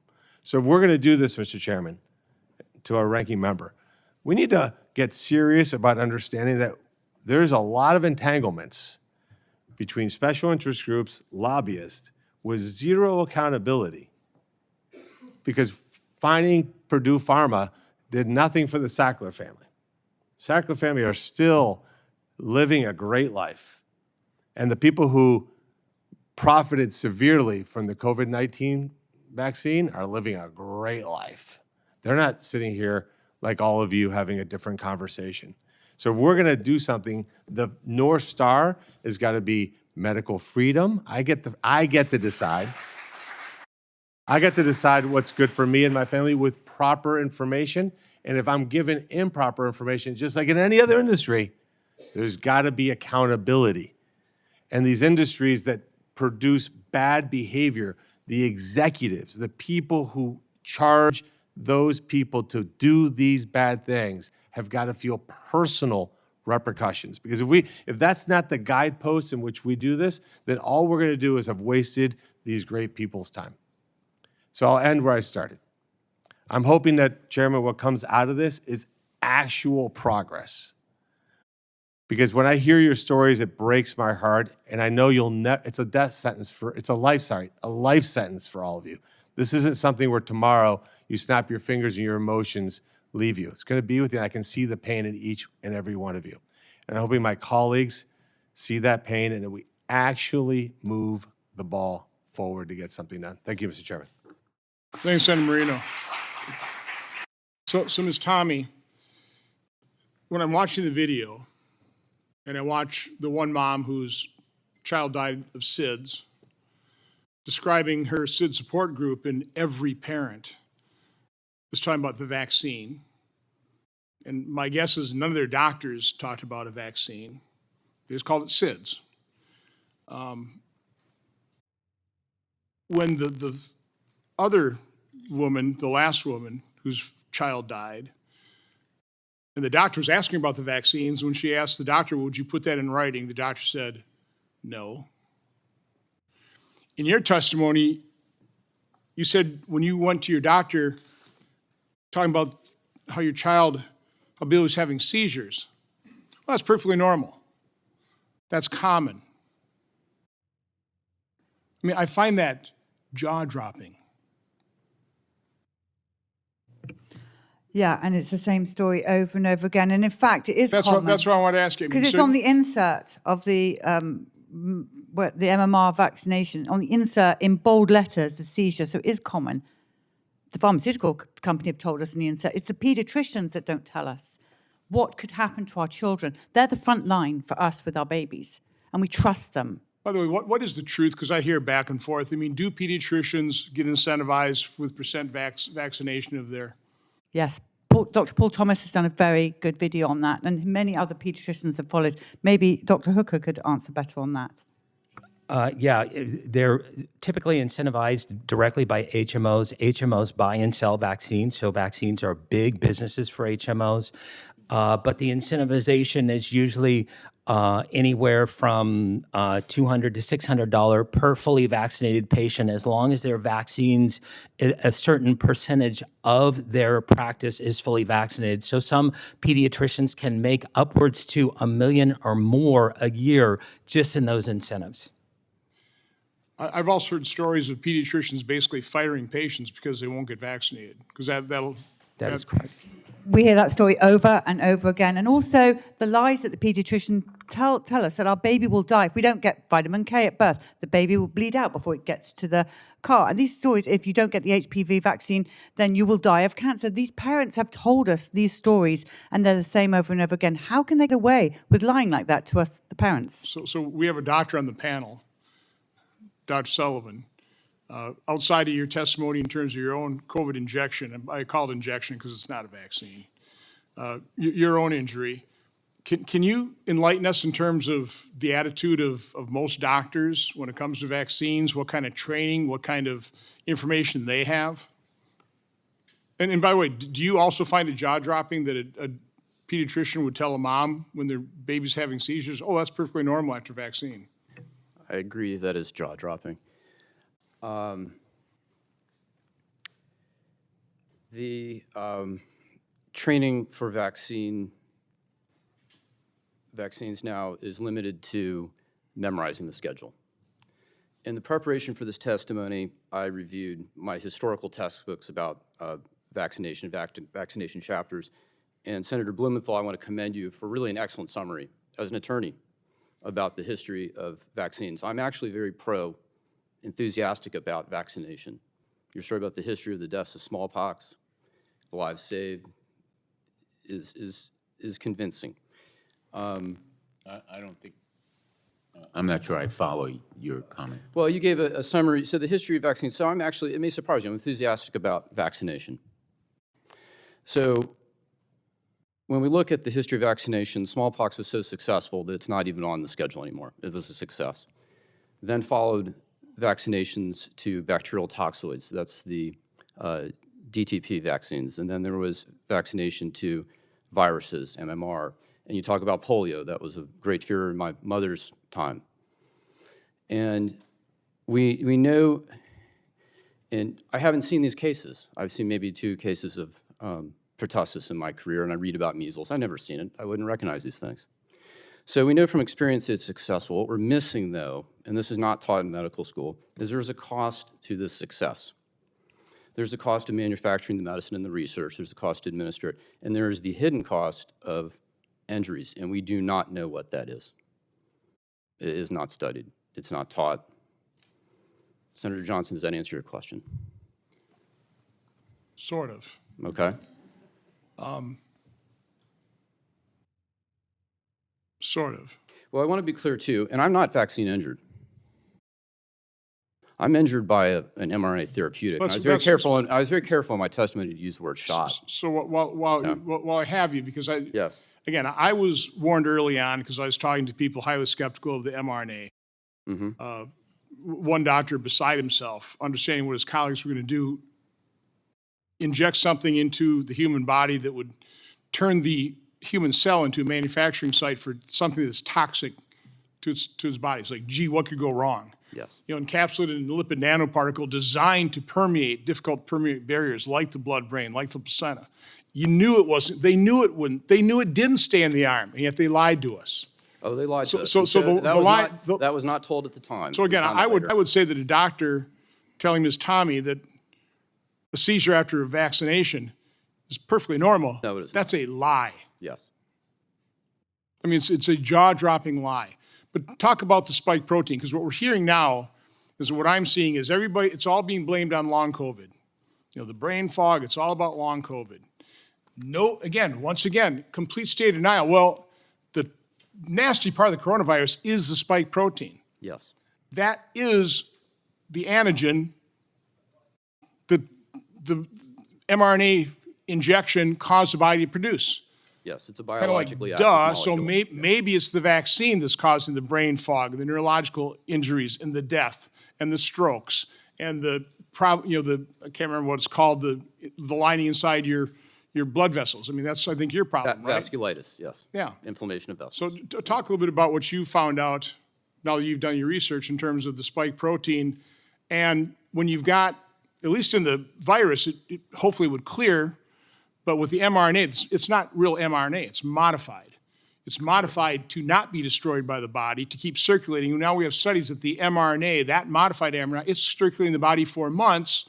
We haven't done that in much studies to find out how long, but we're finding it in tumors, we're finding it in other autopsy body parts, that type of thing. Can you just talk about that, and then we'll turn it back over to Senator Blumenthal. You're correct. There are many ways to lose with this new mRNA technology. There are problems with lipid nanoparticle. There is a separate set of problems with synthetic mRNA. It persists in some people 700 days and counting now. There will always be a problem when you load the instructions to make a protein in that it will present on the surface of the cell and will become a setup for autoimmune disorders. Separate from that, spike protein in and of itself is biologically active. And to understand what happened to my injury, I found researchers who had predicted this was going to happen. It causes cells to grow and divide when they should not. It was published in December 2020, although not widely known, that was causing damage to placenta and to lung. I was probably one of the very few doctors that knew that that shot did not stay in the arm, and I don't even know how I found that information, but I would say that was virtually unknown, and later I found this out to be true. I only found out spike protein was toxic later when I met the researchers, and I asked, how did you think to research that? Because they knew in 2005 with SARS-1 that spike protein alone, without the virus, would be enough to harm an animal. Later, in the research of the original novel bat human coronavirus, this is the 2015 research at UNC with Dr. Ralph Barrick, NIH, and Wuhan Labs. That was the gain of function research, and so they had a SARS virus that became more lethal, more transmissible. They attempted to do a vaccine for that trial. That was a traditional vaccine, not mRNA.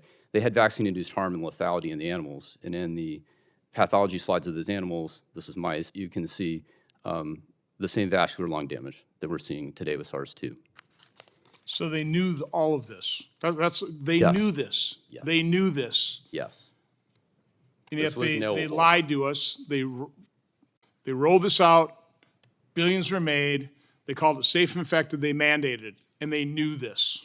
That is correct, Senator. Senator Blumenthal. Thank you.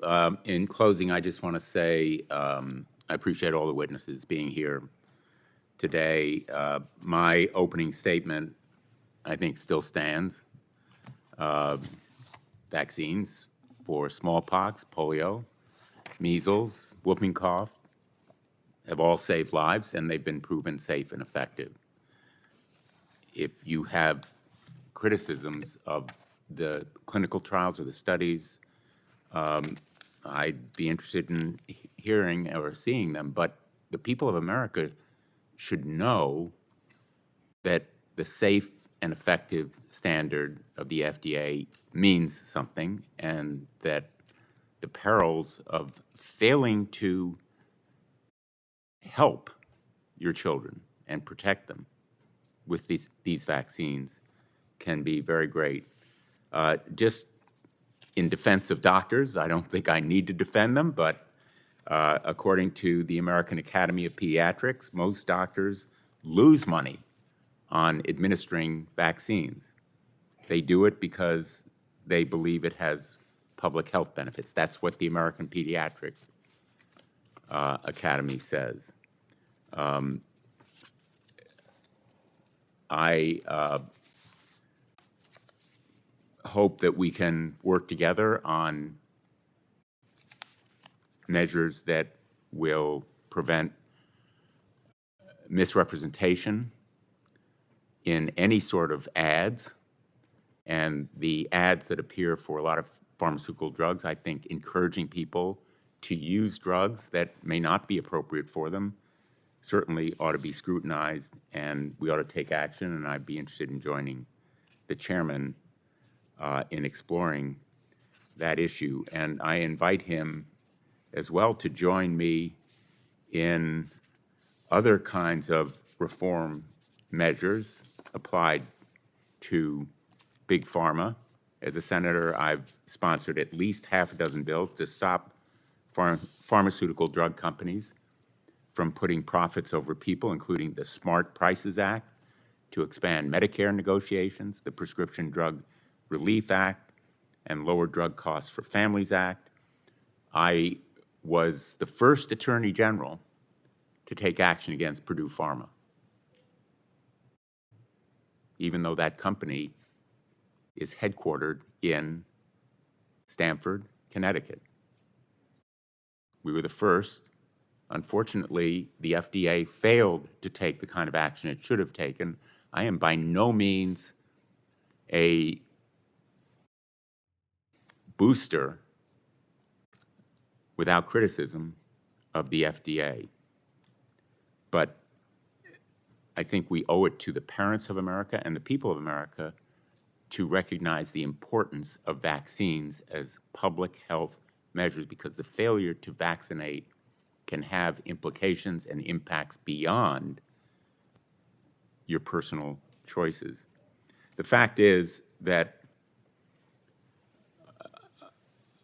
the largest vaccine manufacturers do contribute, and they contribute to one party predominantly rather than another. We're not going to get into politics here, but since it's been raised as an issue, I invite you to look at some of the data. And I want to say also that supporting vaccination doesn't mean that somehow you've looked the other way. It means you're paying attention. Again, not to dismiss the kinds of losses that have been suffered here. And if we're talking about immunity from lawsuit, you know the other industry that has blanket immunity?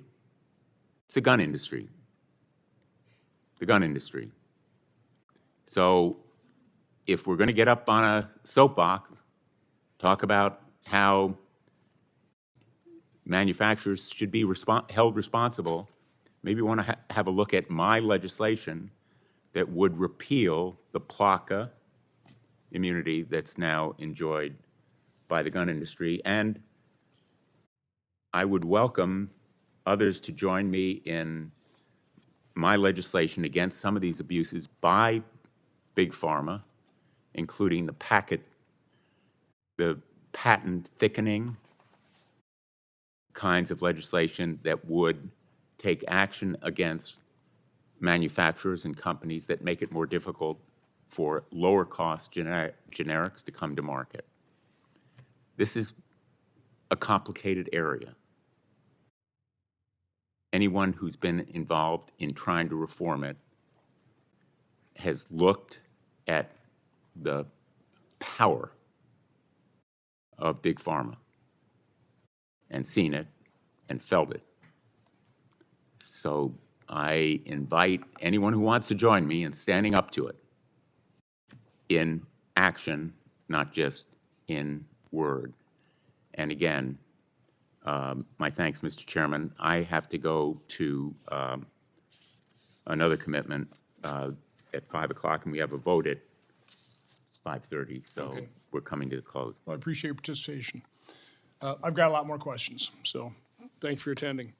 Dr. Hooker, can you talk a Yes, little bit sir. about, because I know Bobby Kennedy asked Fauci one time, who claimed that the vaccines had been tested against placebos, and Fauci made a big show of looking through all these documents, so I guess I didn't bring that particular study. Can you talk about whether or not any of the vaccines on the childhood schedule have ever been tested against a true placebo? In terms of FDA trials, in the Center for Biologics Evaluations and Research under the FDA, there has never been a clinical trial on a childhood vaccine that has had a true saline placebo. The only saline placebos that were done were on the COVID-19 shots, and those placebos basically were essentially null and void because they started to offer the vaccine itself to the control group within 10 to 14 weeks of the start of the trial. So no, there are no placebo-controlled trials that use a true saline placebo. In previous hearings and events, talking to Aaron Siri, he really does lay out a pretty shocking, a bunch of facts in terms of the very small period of some of these trials and some of these vaccines. Can you comment on that? Yes, if you look at the clinical trials that were done, say, for example, by the hepatitis B vaccine, some of the clinical trials looked at adverse events after the vaccine in a duration of 48 hours. Some of the vaccines regarding the Haemophilus influenza B and the DTaP vaccine, the window for adverse events was 4 days or 5 days. And so we know that many serious adverse events obviously happen after that window. So these serious adverse events within 48 hours, 4 days or 5 days, they would not be recorded and they would be completely opaque from the public and from the FDA. So for the COVID trials, they basically inoculated, they injected the placebo group, so we don't have a control group anymore. No, we have no long-term So we have no studies. data, and even there, it sounded like they doctored the trial data. They delayed reporting some of the deaths. There were actually more deaths in the injection arm of the trial versus the placebo arm. Is that correct, Dr. Sullivan? You're shaking your head? That is completely correct. And I only learned that later, maybe a year after, but there were more deaths in the treatment group than the placebo group. That wasn't exactly publicized in the corporate media. No. I wouldn't call a trial that lasted 48 hours or 4 days an extensive test. Would you, Dr. Hooker? Not at all. The VAERS system, what was it? It was a Harvard study conducted, correct? That showed yes. what, 1%? I guess they estimated about 1% of all vaccine injuries are actually reported to VAERS. That is correct, about 1%. This was you're referring to a study by Ross Lazarus et al. From the Harvard Pilgrim Medical Group. It was a study actually sponsored by the CDC themselves, and they estimated that about 1% or less of all vaccine adverse events were being captured by VAERS. So what do you estimate the rate of vaccine injury? You've done a lot of studying on this. Absolutely, and I think going back to that same publication, again, it's CDC dollars, and they found that in their study group, they looked at the Harvard Pilgrim HMO over 3 years, and they looked at every individual needle stick, and they found that there were, for every 39 needle sticks, there was one serious adverse event. So that's 1 in 39. It's not 1 in a million. It's not 1 in 2 million. It's 1 in 39 needle sticks. Now, when you factor in the fact that over that 3-year period, many people got more than one vaccine, then the serious adverse event rate per person was 1 in 10. So I would re-recommend the Substack from Toby Rogers titled Mapping the Entire Field of Autism Causation Studies in One Article.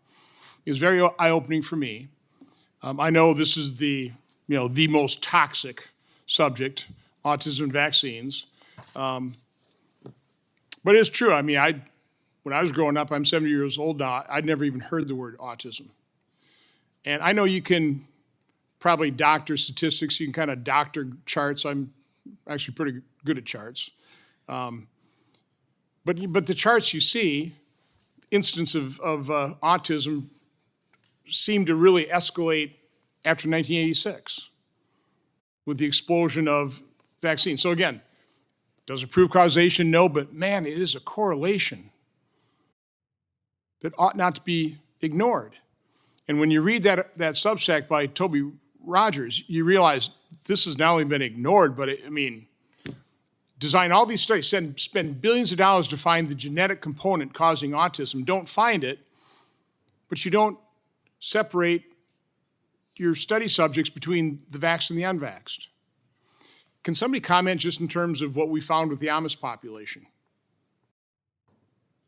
Yes, sir. The Amish population, there was a whole group of studies called of articles that were done by an AP reporter, Dan Olmsted, and he found that the only autism that he saw in Amish subjects were those children who were adopted by Amish families who had been previously vaccinated. Again, an interesting correlation, huh? You know, Dr. Sullivan, I really would recommend you read Dissolving Illusions, Turtles All the Way Down. I think the main point made in those books is that improved sanitation dramatically eradicated a lot of these childhood diseases before vaccine has ever hit the stage. Again, that doesn't mean that vaccines didn't eradicate the tail end of that. But I'm in agreement. I'm completely aware of that. And it's a very complex subject. And I should clarify, I'm enthusiastic about vaccination that works. But how do you say, again, because well, we don't know. We don't know. That's the point. I think Senator Blumenthal's point describe that though. Describe why we don't know. So, I think to back up, we're referring to there's a social benefit to vaccination. It's hard to define. It's the herd immunity. We all benefit from less disease in society, but we haven't looked at that there is a cost to doing that, and that is going to be harms, and those harms have not been systematically investigated or tabulated. So that's the first point. And then, as I would say that success has led to excess, and so the low-hanging fruit, the success has been in the older diseases. And then with influenza, I think it's an excellent topic where there are other ways to treat influenza. You can treat it with antivirals. And what is worrisome to me is that the flu vaccine, at best, was 60% effective. We've been trying this since the 1930s. What does that mean, 60% effective? There are 1 or 2% of the population gets serious flu once a year, or that's about it. A 60% effectiveness implies you have to give about 70 shots to prevent one flu case. And we look at it in medical populations, it doesn't save hospitalizations or days off from work. Worrisomely, is each year that effectiveness seems to be decreasing. It was down to 20%, and last year it became negative. There was negative efficacy of 27% with the flu shot, implying that perhaps 1 in 4 cases were actually caused by the intervention. And we all want to prevent deaths from flu. I've had the flu. I will do a lot to avoid it. But there are other ways to do this. So I got sucked into this whole conversation as Chairman of Homeland Security when during COVID, I was holding hearings on early treatment. We didn't have a vaccine then. Again, I was hearing about what they were talking about, and it kind of concerned me. So, why aren't we exploring all these existing drugs, generic, they're cheap, they've been proven, pretty safe. Again, no drug is totally safe, and we completely blew it off. So again, I personally, I would like to see the medical establishment, I'd like to see our federal health agencies devote a lot of time and effort into treating disease as opposed to funneling all this money into, again, the almost religious belief in the efficacy of vaccines. I will enter into the record, because I had my staff check it out. For the last 20 years, the average efficacy of the flu vaccine is 40%. That sounds correct. I didn't see the negative efficacy, but I did that's see. From Cleveland Clinic last year. That's a study on 50,000 of their employees. That may be a preprint study, but that is worrisome for this coming flu season. I mean, we did see studies that negative efficacy for the COVID injection as well. Yes, again, we did. All that kind of information was dismissed. What I would like to give all the witnesses an opportunity, just if something you didn't say or something somebody else said that you want to comment, I'm happy to have that. Have you do that. We'll start with Ms. Tarsell, please. Yes, thank you. As a follow-up to a discussion about VAERS and to what you asked me about what I learned after my daughter died, I was stunned that the FDA did not follow up, that there's no real investigation. I was stunned that on the CDC website, they said deaths have been investigated and have been found to due to other causes. When I knew not only my daughter's death, but other deaths had not been investigated or found to be due to other causes. And through a FOIA request, I got all reports about that VAERS reports on my daughter's case, Merck, the manufacturer, had filed a report claiming my daughter died from a viral infection. There was no evidence that she had died of a viral infection. I spent a year communicating with Merck. Why did they say that? What's their evidence? They said my doctors told them that. So I went to my doctors. I got letters from the doctors stating that no one, neither they nor anyone on their staff, had ever reported that my daughter died from a viral infection. Yet, Merck has that not only in the VAERS report, but on a system called the Worldwide Adverse Event System that is available to doctors. And I guess doctors look at that to get an update on vaccine injuries or concerns. And once it's there, they never remove it, even if it's inaccurate information. So I think that's another area in terms of what information is available from authorities, what information is available to doctors from the manufacturer, and what information we get from informed consent. Very big areas that need to be investigated. Thank you. Thank you. Mr. Stein. Thank you again, Senator Johnson, for letting me speak. I wanted to thank everybody again who's at this table sharing their experiences. I know it's really tough to do, and I don't want anything that no loss should ever happen, and it's a very sad thing. And I feel for you guys. I feel for everybody at this table who has suffered that. And I just want to make a point about the influenza antivirals. We know that antivirals need to be prescribed very quickly once people are diagnosed with flu, and that oftentimes antivirals are not effective after the first 24 hours that people feel symptoms. So, we have to think about the fact that, yes, we want to be able to treat and make sure everybody is healthy, but we also have to think about the logistics of this as well, in addition to just saying, it's easy to say, well, everybody should be able to get treated and everybody should be fine afterwards, but we have to think about the logistics and the reality that is not all antivirals are going to be super effective, and not all flu treatment and all vaccine preventable disease treatments are going to be 100% effective all the time. Understand, that's why I want to put more effort into researching for treatment. Dr. Hooker. Thank you, Senator Johnson. As a parent of a vaccine-injured child, I've been to DC many, many times. I cannot travel with a vaccine-injured son to the extent that obviously it needs to happen. I am competing against a pharmaceutical lobby of 1,600 lobbyists. That's 3 lobbyists for each member of Congress, and millions of dollars that are being exchanged into campaign coffers, into C4s. This is insane. It cannot continue on. And the individuals, I'm so thankful for you. I'm so thankful for being recognized as a parent of a vaccine-injured child who spends anywhere from $25,000 to $50,000 a year out of pocket, unreimbursable medical for having this particular voice. But really, one of the things that has always been very, very difficult and very, very discouraging is coming up against the big pharma lobby, which is almost 3 times bigger than the next biggest competitor.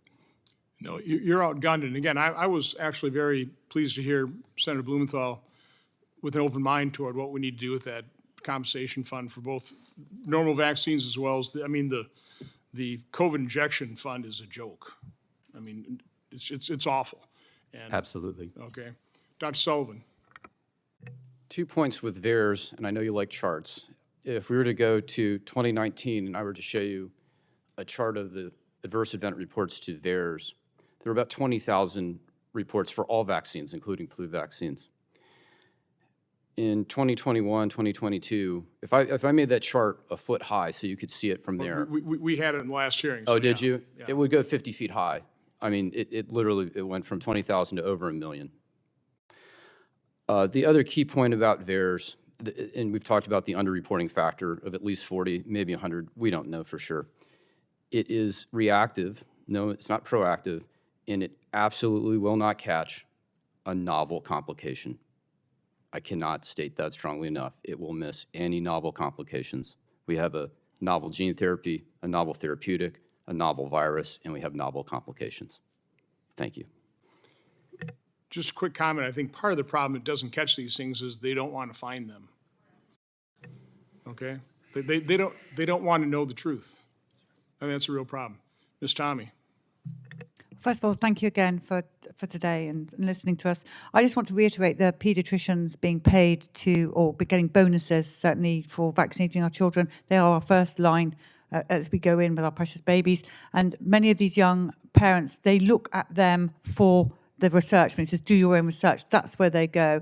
So if you want Children's Health Defence to do some more research on that to get you the truth about the bonuses, we really need to look into that. Because that's, again, is what I think is killing a lot of these babies and children, is the paediatricians and their advice, their lies. Well, to me, that's just a huge conflict of interest. Exactly. It just is. Ms. Murata. Again, thank you for having me here today. And again, I'm very deeply moved by the other stories here, my fellow witnesses. Number one, as a parent, one of my goals since losing my son Joseph is to empower people with information. I'm not here to debate the science. The science is clear. Do these rare events happen? Absolutely. And there are folks here beside me sharing their experiences. And again, do not want to diminish those. But I think we have to really focus on the safety. And I've heard VAERS mentioned a couple times today. I just want to remind folks that there are other parts of the U.S. safety monitoring system, like the Vaccine Safety Data Link, CISA. VAERS is not the only part of that safety monitoring system. And I did want to just round back on the flu vaccine effectiveness.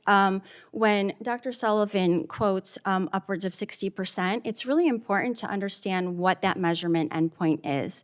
And when we talk about 40 to 60%, it means against medically attended illness. If we would like to look at other endpoints, and that's really what flu vaccination is about, it's really good at preventing severe outcomes like hospitalization, disability, and death. And if we look at the figures for the 24-25 season, the preliminary vaccine effectiveness, and these are interim numbers, the final ones will come out from CDC in September, 63 to 78% effective in kids against hospitalization. So I think it's also important as a scientist that I point out that when we are talking about statistics and numbers, that we put those into context, and there are different measurement endpoints when it comes to vaccine effectiveness. So again, I'm a mom. That's why I'm here today. I'm trying to prevent what happened to me from happening to other people, but I certainly appreciate, and I also am very moved to hear you and Senator Blumenthal talking about collaborating on VICP at Vaccinate Your Family. We definitely think there can be improvements as well. We put out a State of the Immune report earlier this year that has some specific things that Congress can do. So I'm very excited to see that conversation moving forward. And again, thank you for your time and having me here today. Thank you. Thank you for your testimony. Next, we'll go to Ms. Cordingley. Thank you. Yes, I appreciate the opportunity to be here. To speak for all of those that didn't have the chance to. I feel that we have a lot of growth. We are all here as parents. We want what is best for our children. We want to keep them safe. We want to keep them healthy. I think we can all agree on that is our utmost priority here. The problem that lies is we have too many conflicts of interests. We have the pharmaceutical companies in the medical schools. Their roots are dug deep. And when you have the pharmaceutical companies that are selling the drugs also teaching the doctors what needs to happen, you're having a broken system. You're having these doctors that are coming out of medical school, just like Dr. Sullivan said, where all you learned about vaccines was to memorize the schedule. You didn't learn about how to recognize the illnesses, and that's part of the problem. If we have something that is trying to prevent these illnesses, there's no 100%. These illnesses are still going to be around. Why are these doctors not being taught how to recognize these illnesses and a proper treatment protocol to help prevent any kind of adverse effects from those illnesses? So we may be focusing on vaccinations, but we still have to focus on the diseases and the illnesses at hand, because they will never be completely eliminated. And without that complete elimination, we still have to have the education there. And if we don't have that proper education and proper treatment plan in place, we're going to continue having both sides of where we have children that have passed from the illness. And then if we do not have the proper procedures put in place and we do not have that true saline placebo studies done to show the true safety and effectiveness, then we're going to continue to see our children be damaged and killed by the very thing that we are trying to protect our children in this world for. So thank you for allowing me to come here and to speak for all of the other parents that were not able to be here to speak from decades ago even. They matter, their children's voices matter, and I'm here to make sure that we make changes happen. Thank you. Well, again, thank you all for your very important and I would say powerful testimony. On purpose, we sprinkled the witnesses together. We didn't just have 2 on one side and 5 on another. I'm hoping we bridge the gap. These are all true stories. They're all heartbreaking. There are good points made, I think, on all sides. And what we're trying to seek is the truth. We want to know exactly what's happening. We want integrity restored to science. We want our federal health agencies credible. We want doctors, advocating for their patients, first and foremost.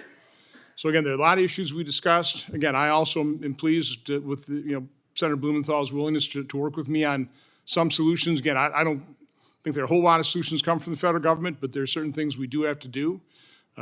We're up to our necks in this one, so I think there's an awful lot we can do, but it starts with understanding what the reality is, what the truth is. And again, I think you've really added to the conversation in a very constructive way. I think this was, from my standpoint, a very good hearing. I truly appreciate everybody's attendance. There may be other people with other stories to tell. I think if you're vaccine injured or know somebody who is, I think certainly Children's Health Defense. You can certainly contact my subcommittee's webpage. We have a whistleblower account. You can go on there and click here and enter your story. I hope people don't abuse that, but you're certainly welcome to do that. The hearing record will remain open for 15 days until July 30th at 5 p.m. for the submission of statements and questions for the record. Thank you all. This hearing is adjourned.